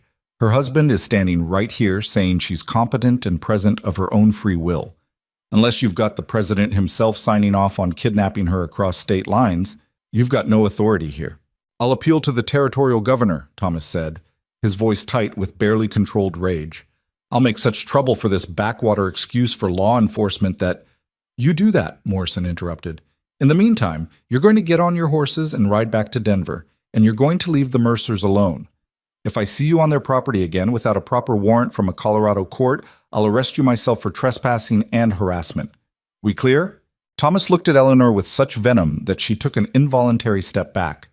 This isn't over, dear cousin. You may think you've won, but I promise you— That sounded like a threat, Mr. Whitmore. Morrison's hand moved to his own pistol. Want to rethink that statement? For a long moment, Thomas just stared at Eleanor. Then he turned on his heel and stalked toward his horse. Dr. Hendricks followed, looking relieved to be leaving. I'll be watching you both, Thomas said as he mounted. Any misstep, any scandal, anything I can use, I'll be waiting. Then he spurred his horse and rode off, leaving only dust and the deputy escorting the injured Rogers toward town. Eleanor's legs gave out. She would have collapsed if Caleb hadn't caught her, holding her up while she shook so hard her teeth rattled. It's all right, he murmured into her hair. He's gone. You're safe. I've got you. How did you know? Eleanor asked Morrison through chattering teeth. How did you know to come? Marcus here sent word this morning that strangers were asking after you in town, matching the description of your cousin. Figured I'd better ride out and check on things. Morrison's expression softened slightly. You all right, Mrs. Mercer? I don't know, Eleanor said honestly. He was going to take me. He was going to lock me in an asylum and— Her voice broke. Caleb pulled her closer, his own hand shaking now that the danger had passed. Morrison cleared his throat. I'll file a report about what happened here. Get it on record. If Whitmore tries anything else, we'll have documentation. In the meantime, I'd suggest you both stay alert. Men like that don't give up easy. After the sheriff and his deputies left, Marcus came down from the ridge, his rifle still in his hands. That was some shooting, Caleb said roughly. Thank you. Couldn't let him draw on you. Marcus looked at Eleanor with concern. You sure you're all right, ma'am? I will be. Eleanor tried to smile and failed. Eventually, Marcus helped them move through the rest of the day in a haze. Eleanor couldn't stop shaking, couldn't focus on anything. Thomas's face kept appearing in her mind, that cold promise of retribution. Caleb stayed close, touching her shoulder or hand every few minutes like he needed to reassure himself she was still there. That night, after Marcus had gone home and they were alone in the cabin, Eleanor broke down completely. Great racking sobs that tore out of her chest, months of fear and tension finally finding release. Caleb held her through it, rocking her gently, not trying to fix it or make it stop. I almost left with him, she gasped between sobs. I was going to go back just to keep you safe. I know. And I would never have forgiven myself if you had. Caleb's voice was rough. When I saw you stepping toward him, when I realized you were going to sacrifice yourself, Eleanor, I can't lose you. I can't. You almost did. If Marcus and the sheriff hadn't come, but they did. We're all right. We're safe. For now. Eleanor pulled back to look at him, tears still streaming down her face. You heard what he said. He's going to keep coming after us. Keep trying to destroy what we've built here. And the things he said about your debt, is that true? Are you about to lose the ranch? Caleb's face closed off. It's complicated. Don't. Eleanor grabbed his shirt. Don't shut me out now. We're supposed to be partners, remember? Tell me the truth. He was quiet for a long moment, then sighed. I'm 3 months behind on the mortgage. Had a bad season last year, lost some cattle to disease and predators, and I haven't recovered. I was hoping this year would be better, that I could catch up, but then you spent money on train fare for me, on clothes and supplies. Eleanor felt sick. I've been another expense you couldn't afford. No. Caleb's voice was fierce. Don't even think that. You're not an expense, you're my wife. And yes, things are tight financially, but we'll figure it out. We always do. How much do you owe? Eleanor? How much? Caleb named a figure that made Eleanor's stomach drop. It was more than she'd imagined, more than they could possibly earn from one season's cattle sales. What happens if you can't pay? She asked quietly. The bank forecloses, they take the ranch, sell the land and cattle to cover the debt. We'd have nothing. Where would we go? I don't know. Find work somewhere, I suppose. Start over. But the defeat in his voice told Eleanor how much that idea cost him. This ranch was everything to Caleb, his dream, his purpose, his home. Eleanor stood abruptly, pacing the cabin like a caged animal. Her mind was racing, turning over possibilities, trying to find a solution to the impossible situation they were in. There has to be something we can do, she said. Some way to earn enough money to catch up on payments. In 3 months? Eleanor, be realistic. Even if we sold every head of cattle I own, it wouldn't be enough. And then we'd have nothing to rebuild with. What about taking out another loan? No bank is going to lend to someone who's already in default. Caleb rubbed his face tiredly. I've thought about this from every angle. Trust me. There's no good solution. Eleanor stopped pacing, an idea forming. A terrible idea that made her feel sick even considering it, but possibly their only option. What if I went back? She said quietly. Caleb's head snapped up. What? To Boston. Not to Thomas, but to the house. There are things there that belong to my parents, jewelry and silver that Thomas kept after they died. Legally, it should have come to me. If I could get to it, sell it. Absolutely not. Caleb was on his feet now. You are not going back to Boston, not anywhere near that man. I won't even consider it. But if it could save the ranch, I don't care. The words came out louder than Caleb probably intended. He took a breath, visibly trying to control himself. I don't care about the ranch if the cost is putting you in danger. We'll lose everything. We'll start over somewhere else, but I'm not sending you back into Thomas Whitmore's reach. End of discussion. Eleanor wanted to argue, but she could see the terror in Caleb's eyes, the absolute refusal to even consider the possibility. She let it drop, but the idea didn't leave her mind. Over the next few weeks, they tried to move on. Caleb worked longer hours, pushed himself harder, trying to increase their profits through sheer force of will. Eleanor took over more of the ranch work, learning to handle the cattle with increasing confidence, to ride well enough to help with the herding. They were careful not to talk about money, about Thomas, about the future that felt increasingly uncertain, but the stress was there in the set of Caleb's shoulders, in the way Eleanor jolted awake from nightmares, in the silences that stretched between them. It was late September when Eleanor realized she'd missed her monthly courses. She counted backward twice, then a third time, each count bringing the same impossible result. 6 weeks. She was 6 weeks late, and she was never late. She sat on the edge of the bed with her hand pressed to her still flat stomach, trying to process what this meant. A baby. She was almost certainly carrying Caleb's child. The timing couldn't be worse. They were drowning in debt, under threat from Thomas, possibly about to lose everything they had. Bringing a child into this chaos seemed irresponsible at best, disastrous at worst. But underneath the fear and uncertainty, there was something else, a fierce, protective joy that took her completely by surprise. A baby. Their baby. Proof that something good, good and whole could come from the wreckage of her old life. She didn't tell Caleb right away. She wanted to be sure, wanted to wait until she could think clearly about what it meant. But her body betrayed her a week later when the smell of bacon cooking made her bolt from the bed and lose what little was in her stomach. Caleb found her on the porch afterward, pale and shaking. "You sick?" he asked, concern written all over his face. "Should I ride for the doctor?" No, doctor." Eleanor took a shaky breath. "I'm not sick. I'm pregnant." Caleb froze. "You're what?" "Pregnant. I think about 2 months along, maybe a little less." She couldn't read his expression. "Are you angry?" "Angry?"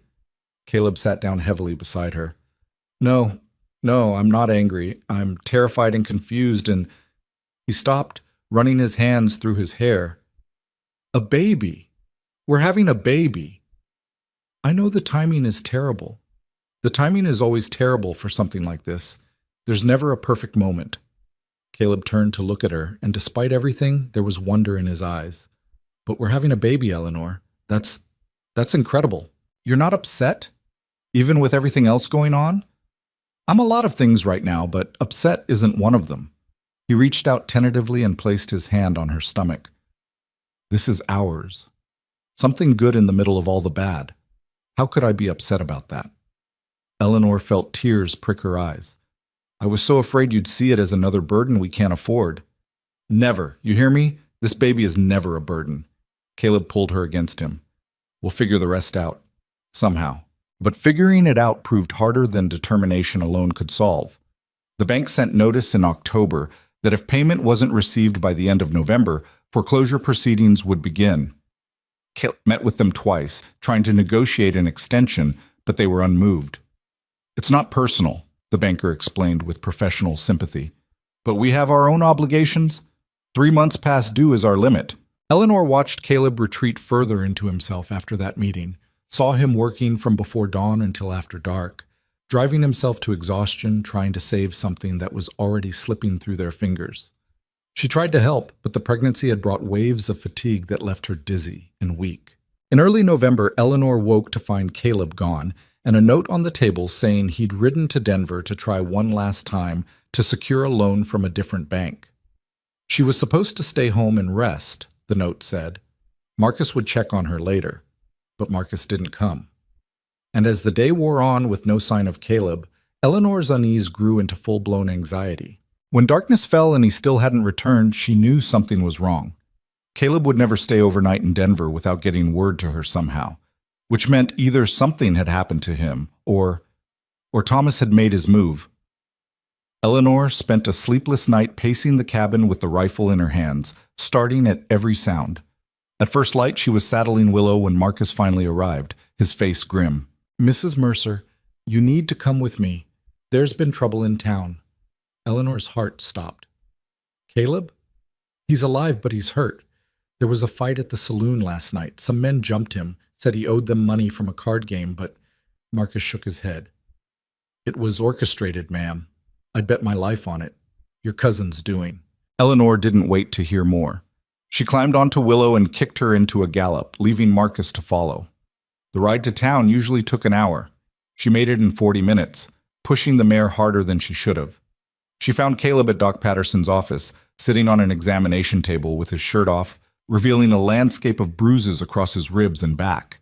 His left eye was swollen nearly shut, and there was a gash across his cheekbone that had been stitched closed. "Eleanor," his voice was rough. "You shouldn't be here. You should be resting." She crossed the room and wrapped her arms around him as carefully as she could, mindful of his injuries. "Don't you dare tell me to rest when you look like this. What happened?" 3 men cornered me in the alley behind the saloon, said I owed them money, started beating me before I could explain I'd never played cards with them in my life.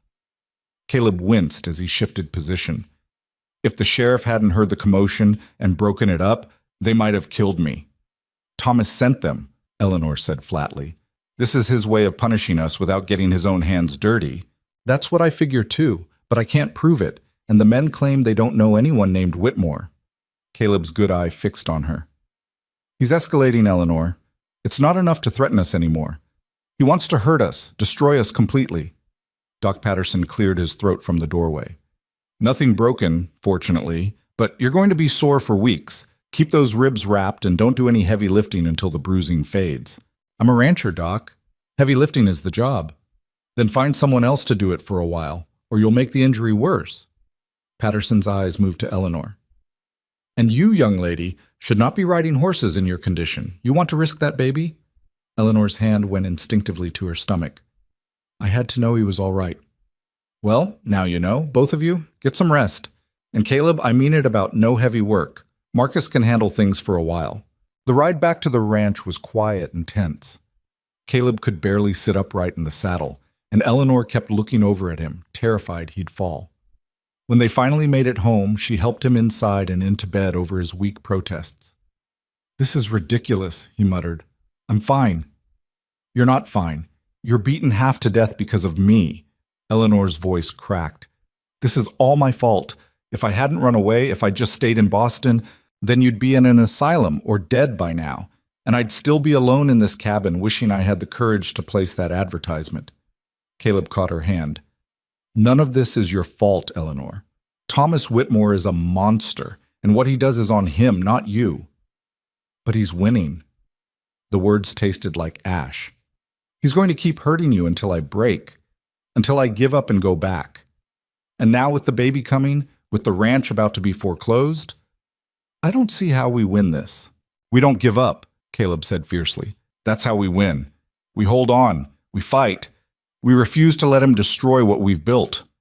But even as he said it, Eleanor could see the doubt in his eyes, could see that he was running out of ideas, out of options, out of hope. That night, while Caleb slept fitfully from the laudanum Doc Patterson had given him for the pain, Eleanor sat at the table and made a decision. She wrote 2 letters by candlelight, one to Caleb, one to the bank. Then she packed a small bag with the essentials and counted out what little money they had saved. It wasn't enough for a train ticket all the way to Boston, but it would get her part way. She'd figure out the rest as she went. She was going back, not to surrender to Thomas, but to get what was rightfully hers, her parents' jewelry and valuables that Thomas had stolen.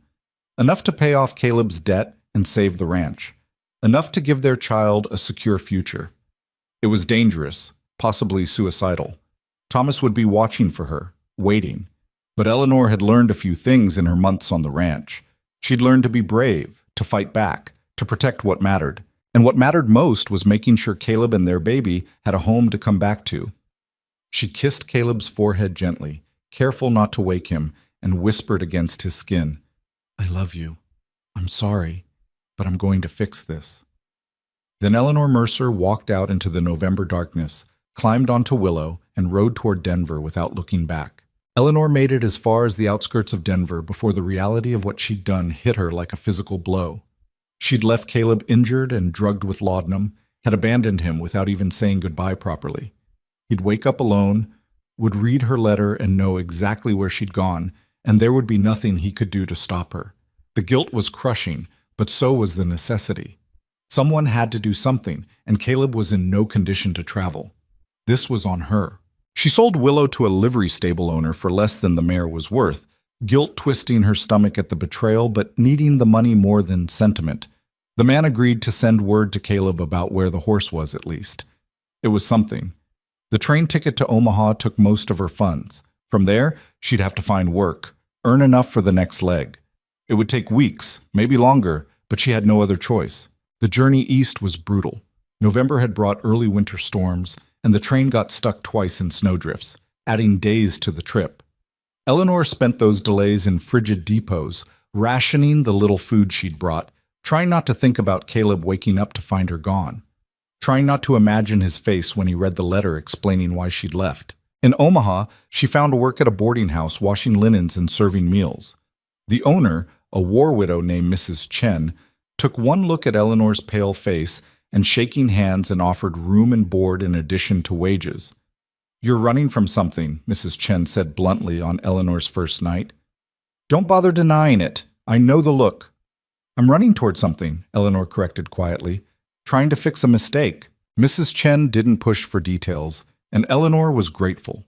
She worked 12-hour days, her hands chapped raw from lye soap, her back aching from hauling heavy loads. The pregnancy made everything harder. She had to disappear several times a day to be sick, had to force herself to eat even when her stomach rebelled. It took 3 weeks to save enough for the next train ticket. 3 weeks of wondering if Caleb had found her letter, if he'd tried to follow her, if he'd given up and let the bank take the ranch. 3 weeks of nightmares about what would happen when she reached Boston. She arrived in the city on a gray December morning with snow falling in thick, wet flakes. Everything looked smaller than she remembered, dirtier. Or maybe she'd just changed, had grown used to wide open spaces and clean mountain air. Eleanor didn't go straight to Thomas's house. Instead, she found a cheap room in a boarding house near the docks and spent 2 days watching his Beacon Hill mansion from a distance, learning his patterns. He left for his office at 9 each morning, returned at 6 in the evening. The staff was minimal, a housekeeper who came 3 days a week, a cook who arrived each afternoon to prepare dinner. On the third day, Eleanor waited until Thomas left, then approached the servants' entrance. She knocked, and when the cook opened the door, Eleanor pulled out the story she'd rehearsed. "I'm here about the silver Mrs. Whitmore wanted polished. The pieces from the estate sale?" It was a gamble, but servants talked, and Eleanor was counting on the cook being new enough not to know that there had never been any Mrs. Whitmore, that Thomas had never married. The cook frowned. "I don't know anything about that. You'll have to come back when Mr. Whitmore is home. He specifically said to come while he was out, that he didn't want to be bothered with household matters." Eleanor made her voice confident, like she belonged there. "If I don't get this done today, there'll be trouble." The cook hesitated, then sighed. "Fine. The silver's in the dining room sideboard. Be quick about it, though. I've got dinner to prepare." Eleanor's heart hammered as she stepped into the house she'd fled months ago. Everything was exactly as she remembered. The dark wallpaper, the heavy furniture, the oppressive silence. She could almost feel Thomas's presence, the weight of 3 years of fear pressing down on her shoulders. She forced herself to move. The dining room was empty, and the sideboard held exactly what she'd hoped for, not just silver, but the small mahogany box where Thomas kept her mother's jewelry. He'd shown it to her once, told her it would be hers when she learned to behave properly, as if her mother's pearls and rings were rewards for obedience. Eleanor grabbed the box and as much of the silver as she could fit in her bag. The weight was substantial, enough to pay off Caleb's debt and then some. She was turning to leave when she heard the front door open. Thomas's voice echoed through the house. "Mrs. Hall, I forgot some documents. I'll just be a moment." Eleanor's blood turned to ice. She looked around frantically for somewhere to hide, but the dining room had no closets, no good cover. If Thomas came in here, she didn't think. Just ran for the servants' stairs, taking them 2 at a time, her bag banging against her hip. Behind her, she heard Thomas call out, "Mrs. Hall, was someone in the dining room?" Eleanor burst through the door at the top of the stairs and found herself in the second-floor hallway. Her old bedroom was 3 doors down. She ducked inside and locked the door, pressing her back against it while her heart tried to beat its way out of her chest. Thomas's footsteps came up the main staircase. "Eleanor, is that you?" How did he know? Had the cook told him? Had he seen her from the window? "I know you're here." Thomas's voice was cold, controlled. "I've been expecting you, actually. Knew you'd come back eventually, though I'm surprised it took this long. Your husband finally tire of playing protector?" Eleanor didn't answer, barely dared to breathe. She heard him try several doors, moving closer to her room. "You've caused me considerable trouble, Eleanor. Do you have any idea how much money I've spent trying to retrieve you? How much damage you've done to my reputation?" His voice was right outside her door now. "But I'm willing to forgive you. Come out, return what you've stolen, and we can discuss the terms of your return to my household." "I'm not coming back," Eleanor said, hating how her voice shook. "And I didn't steal anything. The jewelry was my mother's. It should have been mine when she died. Everything in this house is mine, including you, until you turn 25. The door handle rattled as Thomas tried it. "Open this door, Eleanor." "No." "Then I'll break it down. Don't think I won't." Eleanor looked around desperately. The window, it was the same window she'd climbed out of to escape the first time. But she was on the second floor, and she was pregnant now. A fall could kill the baby, could kill her. But staying meant surrendering everything she'd fought for. Thomas hit the door hard, and the frame cracked. Another hit, and it would give way. Eleanor made her decision. She unlocked the window and shoved it open, cold December air rushing in. The trellis her father had built for her mother's roses still clung to the side of the house, though it looked more fragile than she remembered.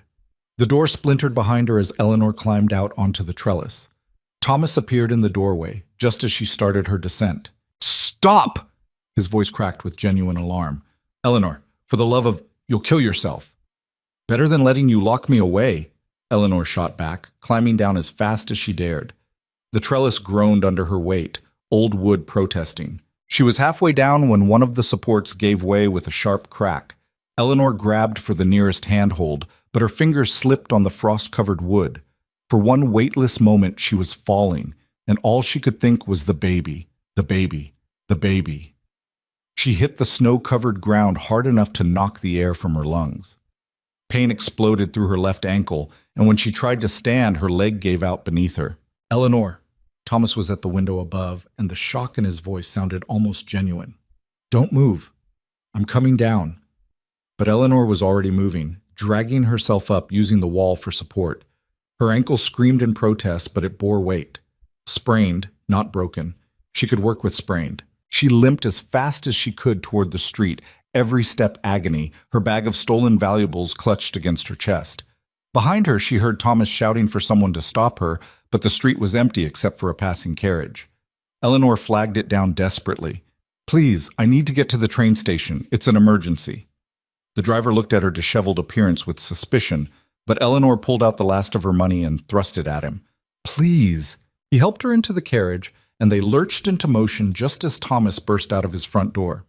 Eleanor watched through the window as he stood in the street, watching her escape for the second time, his face twisted with impotent rage.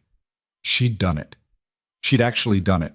The relief lasted until she reached the train station and realized she had no money left for a ticket. She'd given it all to the carriage driver. Eleanor sat on a bench with her throbbing ankle elevated and tried not to cry. She'd come so far, had risked everything, and now she was stuck in Boston with a bag full of jewelry she couldn't sell without drawing attention. "Excuse me, miss. You look like you could use some help." Eleanor looked up to find an elderly woman standing beside her bench, concern written on her weathered face. "I'm fine," Eleanor said automatically. "You're crying and holding your ankle, and you look about 2 seconds from passing out. That's not fine in my book." The woman sat down beside her. "I'm Margaret Patterson. My son's the station master here. What's your story?" Something about the woman's no-nonsense kindness broke through Eleanor's defenses. "I need to get back to Colorado Territory, but I don't have money for a ticket. I have valuables I could sell, but you're afraid whoever you're running from will find you if you try to sell them in Boston." Margaret nodded like this made perfect sense. "How much do you need?" "I can't ask you for money. You didn't ask. I offered. How much?" Eleanor named the price of a ticket to Denver. Margaret pulled out her coin purse without hesitation and counted out bills. "This is too much," Eleanor protested. "I couldn't possibly—" "Consider it a loan. When you get settled, you send it back to Margaret Patterson, care of Boston Central Station." The old woman pressed the money into Eleanor's hands. "I've got 6 daughters, and every one of them has needed help at some point. Us women have to look out for each other." Eleanor's eyes filled with tears. "Thank you. Thank you.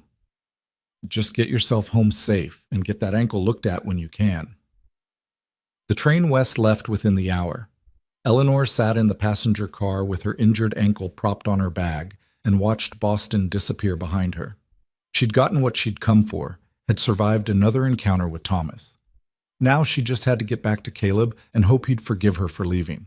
The journey back was longer than the trip east, complicated by holiday travel and winter storms.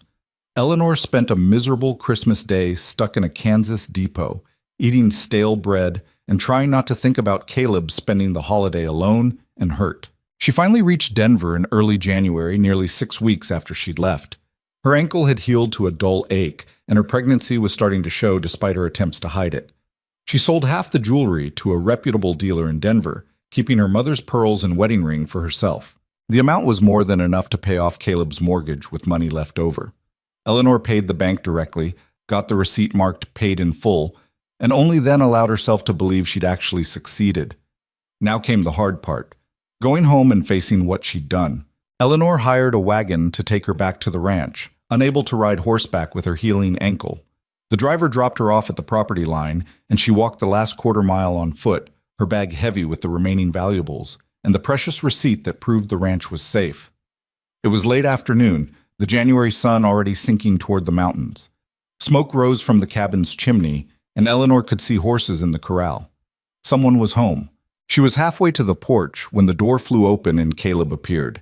He'd lost weight, she noticed with a pang. His face was thinner, harder, and when he saw her, the expression that crossed his features was too complex to parse. Relief, fury, joy, betrayal, all fighting for dominance. Eleanor. Her name came out rough, like his throat was raw from screaming. You're alive. I'm alive. She stopped a few feet from the porch, suddenly uncertain. I know you're angry. Angry? Caleb laughed, a sharp, broken sound. I'm way past angry, Eleanor. I woke up to find you gone, found that letter saying you'd gone back to Boston to face Thomas alone, and I couldn't— His voice cracked. I couldn't come after you. I was hurt. I had no money. The ranch was falling apart, and all I could do was wait and pray you'd come back in one piece. I'm sorry. The words were completely inadequate. I'm so sorry, but I had to do something. I couldn't just sit there and watch Thomas destroy everything we'd built. So you nearly got yourself killed instead. That was your solution? Caleb descended the porch steps, and Eleanor saw that he was shaking with suppressed emotion. Do you have any idea what these past 6 weeks have been like? Wondering if you were dead? If Thomas had locked you away? If I'd ever see you again? I left you a letter. A letter explaining that you were throwing yourself into danger, and there was nothing I could do to stop you. That's supposed to make it better? Eleanor pulled the receipt from her bag with trembling hands. I got the money. I paid off the mortgage. The ranch is safe. Caleb stared at the paper like it was written in a foreign language. You— What? I went to Boston, broke into Thomas's house, took my mother's jewelry that he'd stolen, sold it, and paid your debt. The words came out in a rush. The ranch is yours free and clear. We're safe. The baby's safe. The baby! Caleb's eyes dropped to her stomach, where the pregnancy was now visible. You traveled across the country while pregnant, climbed out windows, faced down Thomas, all to save a ranch I was ready to walk away from? It's not just a ranch. It's your dream, your home. It's where we're building our life. Eleanor took a step closer. And I couldn't let Thomas take that from us. I couldn't let him win. He could have killed you. Caleb's voice broke completely. You could have died. And the last thing I would have said to you was get some rest while I slept off laudanum. Do you understand how that's been eating at me? I know. I know I hurt you by leaving, by not trusting you to find another solution. But Caleb, I'm not that scared girl who stepped off the train anymore. I'm stronger now. You made me stronger. And sometimes being strong means doing terrifying things to protect what you love. Caleb closed the distance between them and pulled her into a crushing embrace that made her gasp. Don't ever do that to me again, he said against her hair. Don't ever leave without saying goodbye. I can't go through that again. I won't, I promise. Eleanor wrapped her arms around him, breathing in the familiar scent of him, leather and wood smoke and home. I'm sorry, I'm so sorry. They stood like that for a long time, holding each other while the January wind howled around them. Finally, Caleb pulled back enough to look at her face. Tell me what happened. Everything. So Eleanor did. She told him about the journey east, about Mrs. Chen and Margaret Patterson, about breaking into Thomas's house and climbing out the window, about her injured ankle and the desperate flight to the train station. She left nothing out, even the parts that made her look foolish or reckless. When she finished, Caleb was quiet for a long moment. Then he said, You're right that you're not the same person who arrived here. That woman would never have had the courage to do what you just did. Is that a compliment or criticism? Both, I think. A ghost of a smile crossed his face. I'm proud of you and furious with you in equal measure. Probably going to feel that way for a while. That's fair. Eleanor touched his face gently. How are you? Did the injuries heal properly? Well enough. Marcus basically moved in for a few weeks to make sure I didn't do anything stupid while I recovered. Caleb caught her hand and pressed it to his chest. He's the one who kept me sane, kept insisting you'd come back. I wasn't always sure I believed him. I'll always come back to you. Eleanor said it like a vow. No matter what happens, this is where I belong, with you. Caleb kissed her then, deep and desperate, like he was trying to convince himself she was real. When they finally broke apart, Both of them were crying. "Come inside," he said roughly. "You're freezing and you need to rest. We can figure out the rest later." The cabin felt exactly the same and completely different all at once. Someone, probably Marcus, had kept it clean and maintained in her absence. Eleanor sank into the rocking chair by the fire, while Caleb heated water for tea. "Did Thomas come here?" she asked. "After I left?" "Once, about 2 weeks after you ran off." Caleb handed her a steaming cup. "He was looking for you, assumed you'd come back here instead of actually going to Boston. Sheriff Morrison sent him packing again, made it clear he wasn't welcome in Colorado. He won't give up completely. Even with the debt paid and me out of his reach, he'll still be angry." "Let him be angry in Boston. Out here, he's just another Eastern blowhard with more money than sense." Caleb settled onto the floor beside her chair. "We've got bigger things to worry about now, like preparing for a baby."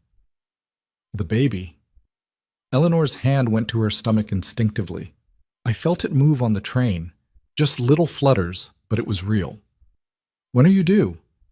"Late May or early June, I think. It's hard to know exactly."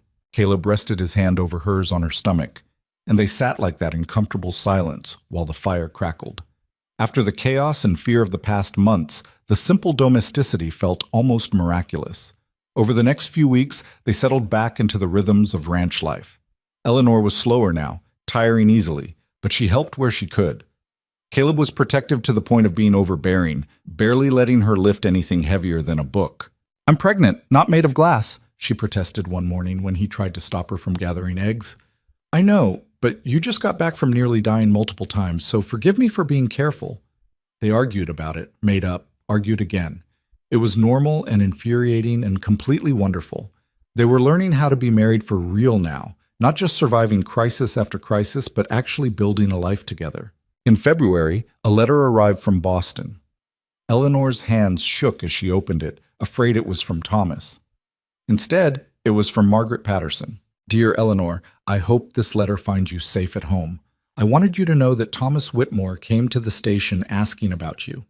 I told him I'd never heard your name. He didn't believe me, but there was nothing he could do about it. I also wanted you to know that word is spreading in Boston about his treatment of you. Several young women have come forward with similar stories about his cruelty. The man is losing his standing in society, slowly but surely. Sometimes justice takes time, but it comes. Be well, and don't worry about repaying that loan. Consider it a gift from one survivor to another. Margaret." Eleanor read the letter to Caleb, her voice breaking on the last lines. "He's facing consequences. After all this time, people are actually seeing him for what he is." "Good," Caleb said fiercely. "He deserves worse, but it's a start."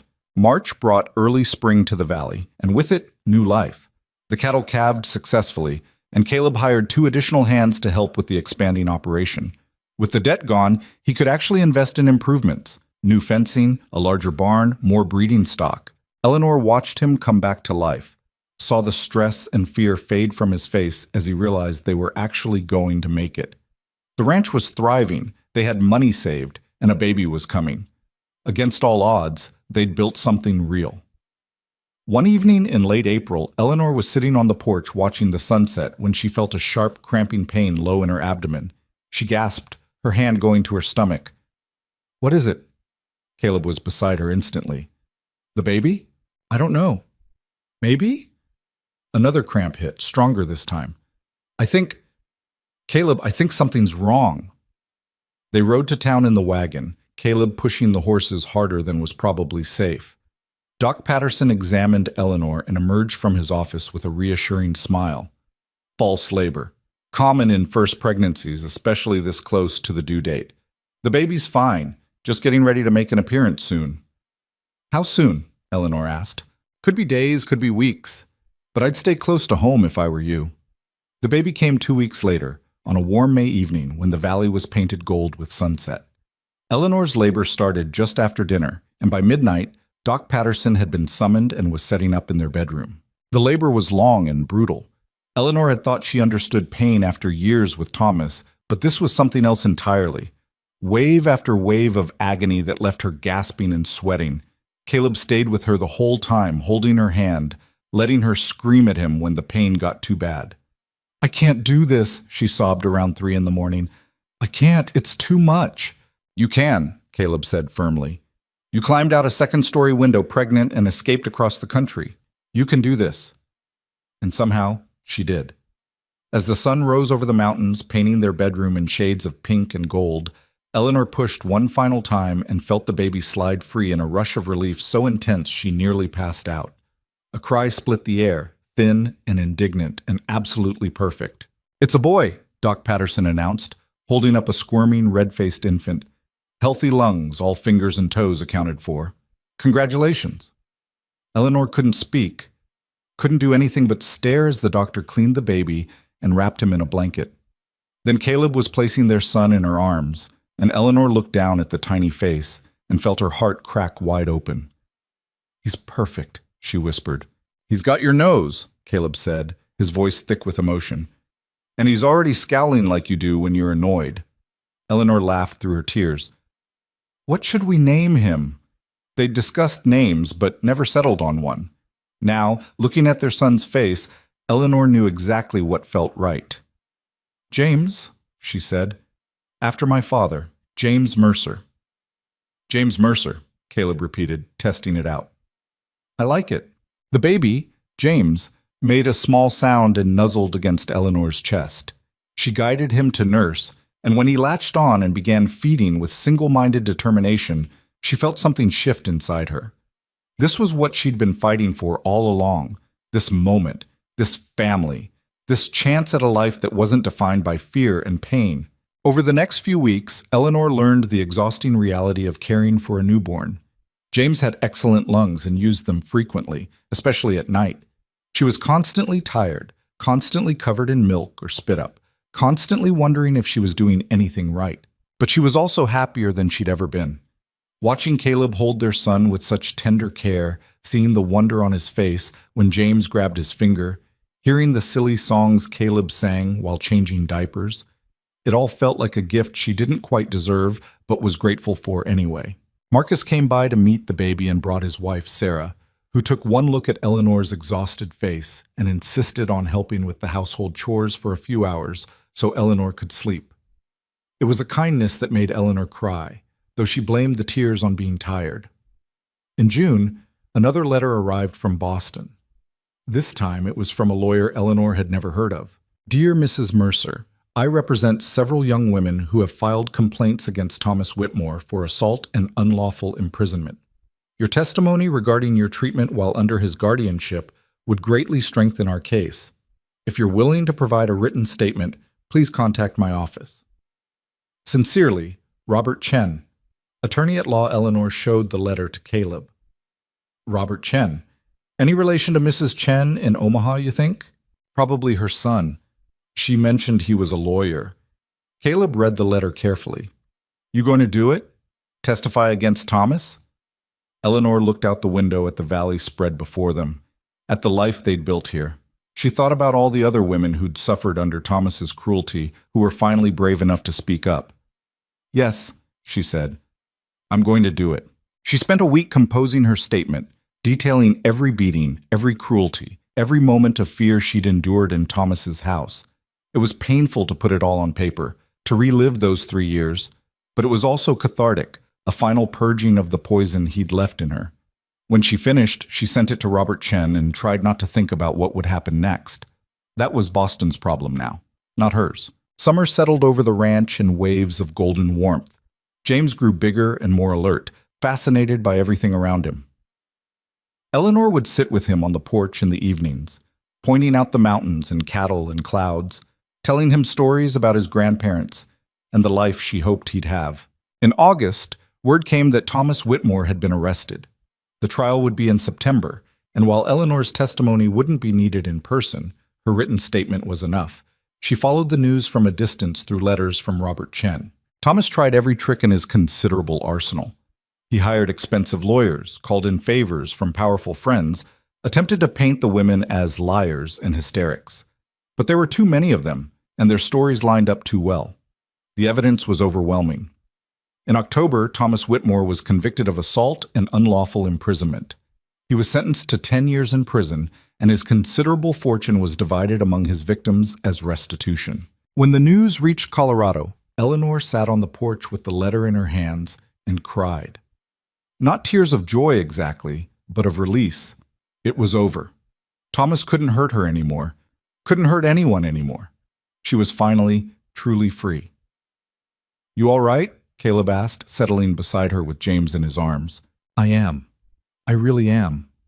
Eleanor leaned against his shoulder. "It's strange, you know.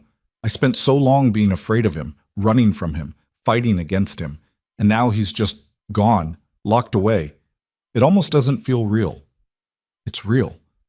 And you helped make it happen by being brave enough to speak up." Caleb shifted James so he could put his arm around Eleanor. "I'm proud of you. I'm proud of us. Look at what we built."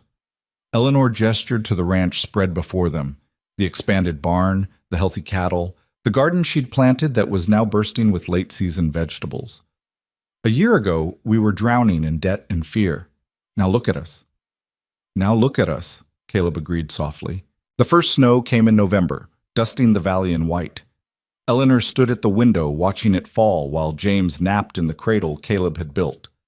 She thought about the woman she'd been when she first arrived here. Terrified, broken, barely able to look Caleb in the eye. That woman felt like a stranger now. Eleanor had learned what it meant to be strong, not in spite of her fear, but because of it. She'd learned that love wasn't about control or perfection, but about choosing each other every day, even when it was hard. She'd learned that home wasn't a place you were born into, but something you built with your own hands. She'd also learned that healing wasn't linear. There were still nights when she woke gasping from nightmares of Thomas. Still moments when Caleb moved too quickly and her body tensed with old instincts. Still days when the weight of everything she'd survived threatened to crush her. But those moments were getting fewer and farther between. And when they came, Caleb was there. Patient, steady, reminding her that she was safe now, that she'd always be safe with him. The door opened and Caleb came in from the barn, stamping snow off his boots. "First real snow of the season. Marcus says we're in for a hard winter." "Then we'll survive a hard winter," Eleanor said. "We've survived worse." Caleb crossed to her and pulled her into his arms, resting his chin on top of her head. They stood like that, watching the snow fall, listening to their son's soft breathing from the cradle. "I never thanked you properly," Eleanor said quietly. "For answering my letter that first time. For taking a chance on a stranger who was clearly running from something. I never thanked you for being brave enough to send it. For trusting me when you had no reason to trust anyone." Caleb pressed a kiss to her temple. "We saved each other, Eleanor. That's how this works." It was true, she realized. Caleb had given her safety and space to heal, but she'd given him purpose and family, had filled his lonely cabin with laughter and life. They'd needed each other in ways neither of them had fully understood at the time. James stirred in his cradle, making the small sounds that meant he'd be awake and demanding food soon. Eleanor went to pick him up, cradling his warm weight against her chest. "What are you going to tell him?" Caleb asked. "When he's old enough to understand? About how we met? About Boston? About all of it?" Eleanor considered the question seriously. "The truth. That sometimes life knocks you down so hard you think you'll never get up again. But if you're brave enough to keep trying, if you're lucky enough to find people who'll stand beside you, you can build something beautiful from the wreckage." "That's a good answer." Caleb came to stand beside her, looking down at their son with unmistakable love. "Think he'll appreciate the poetry of it? Probably not. He'll probably just be embarrassed that his parents were once young and desperate and in love." Eleanor smiled. "But that's all right. He'll have his own story to live." Outside, the snow continued to fall, blanketing the valley in white.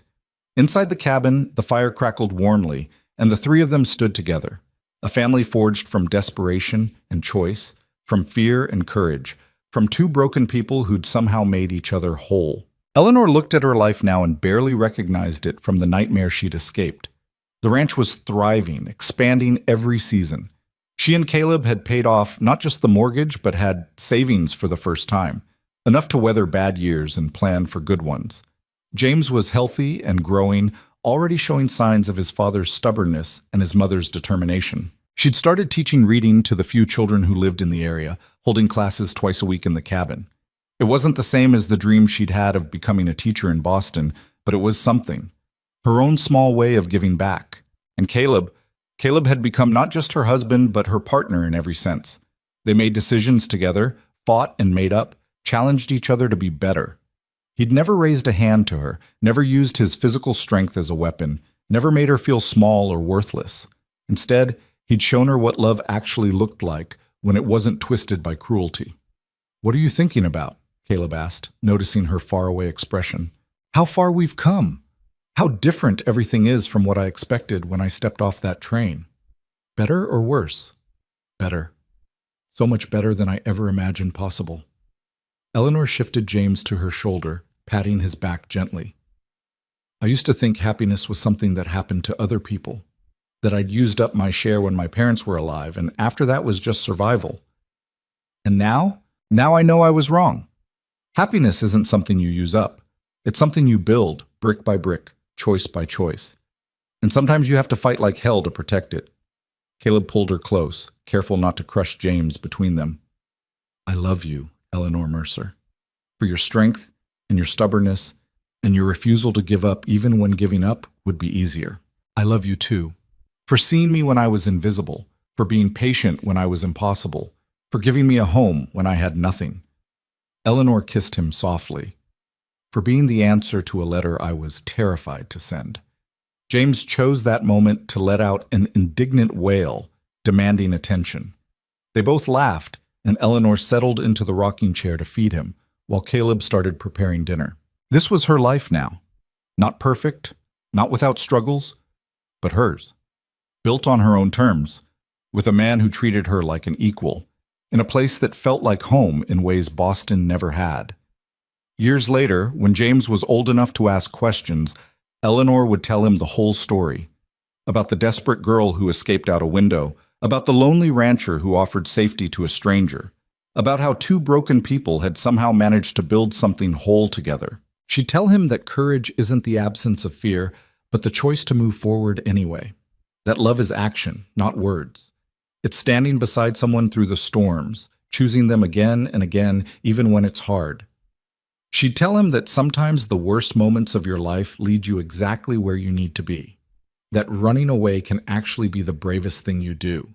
That family isn't always blood. Sometimes it's the people who show up when you need them most. But for now, in this moment, Eleanor just held her son and watched the snow fall and felt grateful. Grateful for the advertisement that had saved her life, for the man who'd answered her desperate letter, for the baby who'd made their family complete. Grateful for second chances and new beginnings and the possibility of happiness after despair. The ranch stretched out before them, solid and real and theirs. The mountains stood guard over the valley, unchanging and eternal. And in the cabin they'd made into a home, Eleanor Mercer finally allowed herself to believe in forever. She'd traveled a long road from the frightened woman on the train to the person she was now. She'd learned that strength came in many forms. Sometimes it was standing your ground. Sometimes it was knowing when to run. Sometimes it was just getting up every morning and choosing to try again. She'd learned that home wasn't a place, but a feeling, and she'd found that feeling here in the arms of a man who'd promised her safety and delivered so much more. Most importantly, she'd learned that her story didn't have to be defined by what had been done to her. She could write her own ending, could choose love over fear, hope over despair, life over mere survival. And that was exactly what she'd done. Outside, the Colorado sun was setting over the mountains, painting the snow-covered valley in shades of pink and gold. Inside the cabin, Eleanor Mercer held her baby close and smiled at her husband and thought about the miracle of being exactly where she belonged. The dangerous journey west had indeed led her to peace, to family, to the life she was always meant to have. Not because it was easy, but because she'd fought for it. Because they'd both fought for it together. And that made all the difference.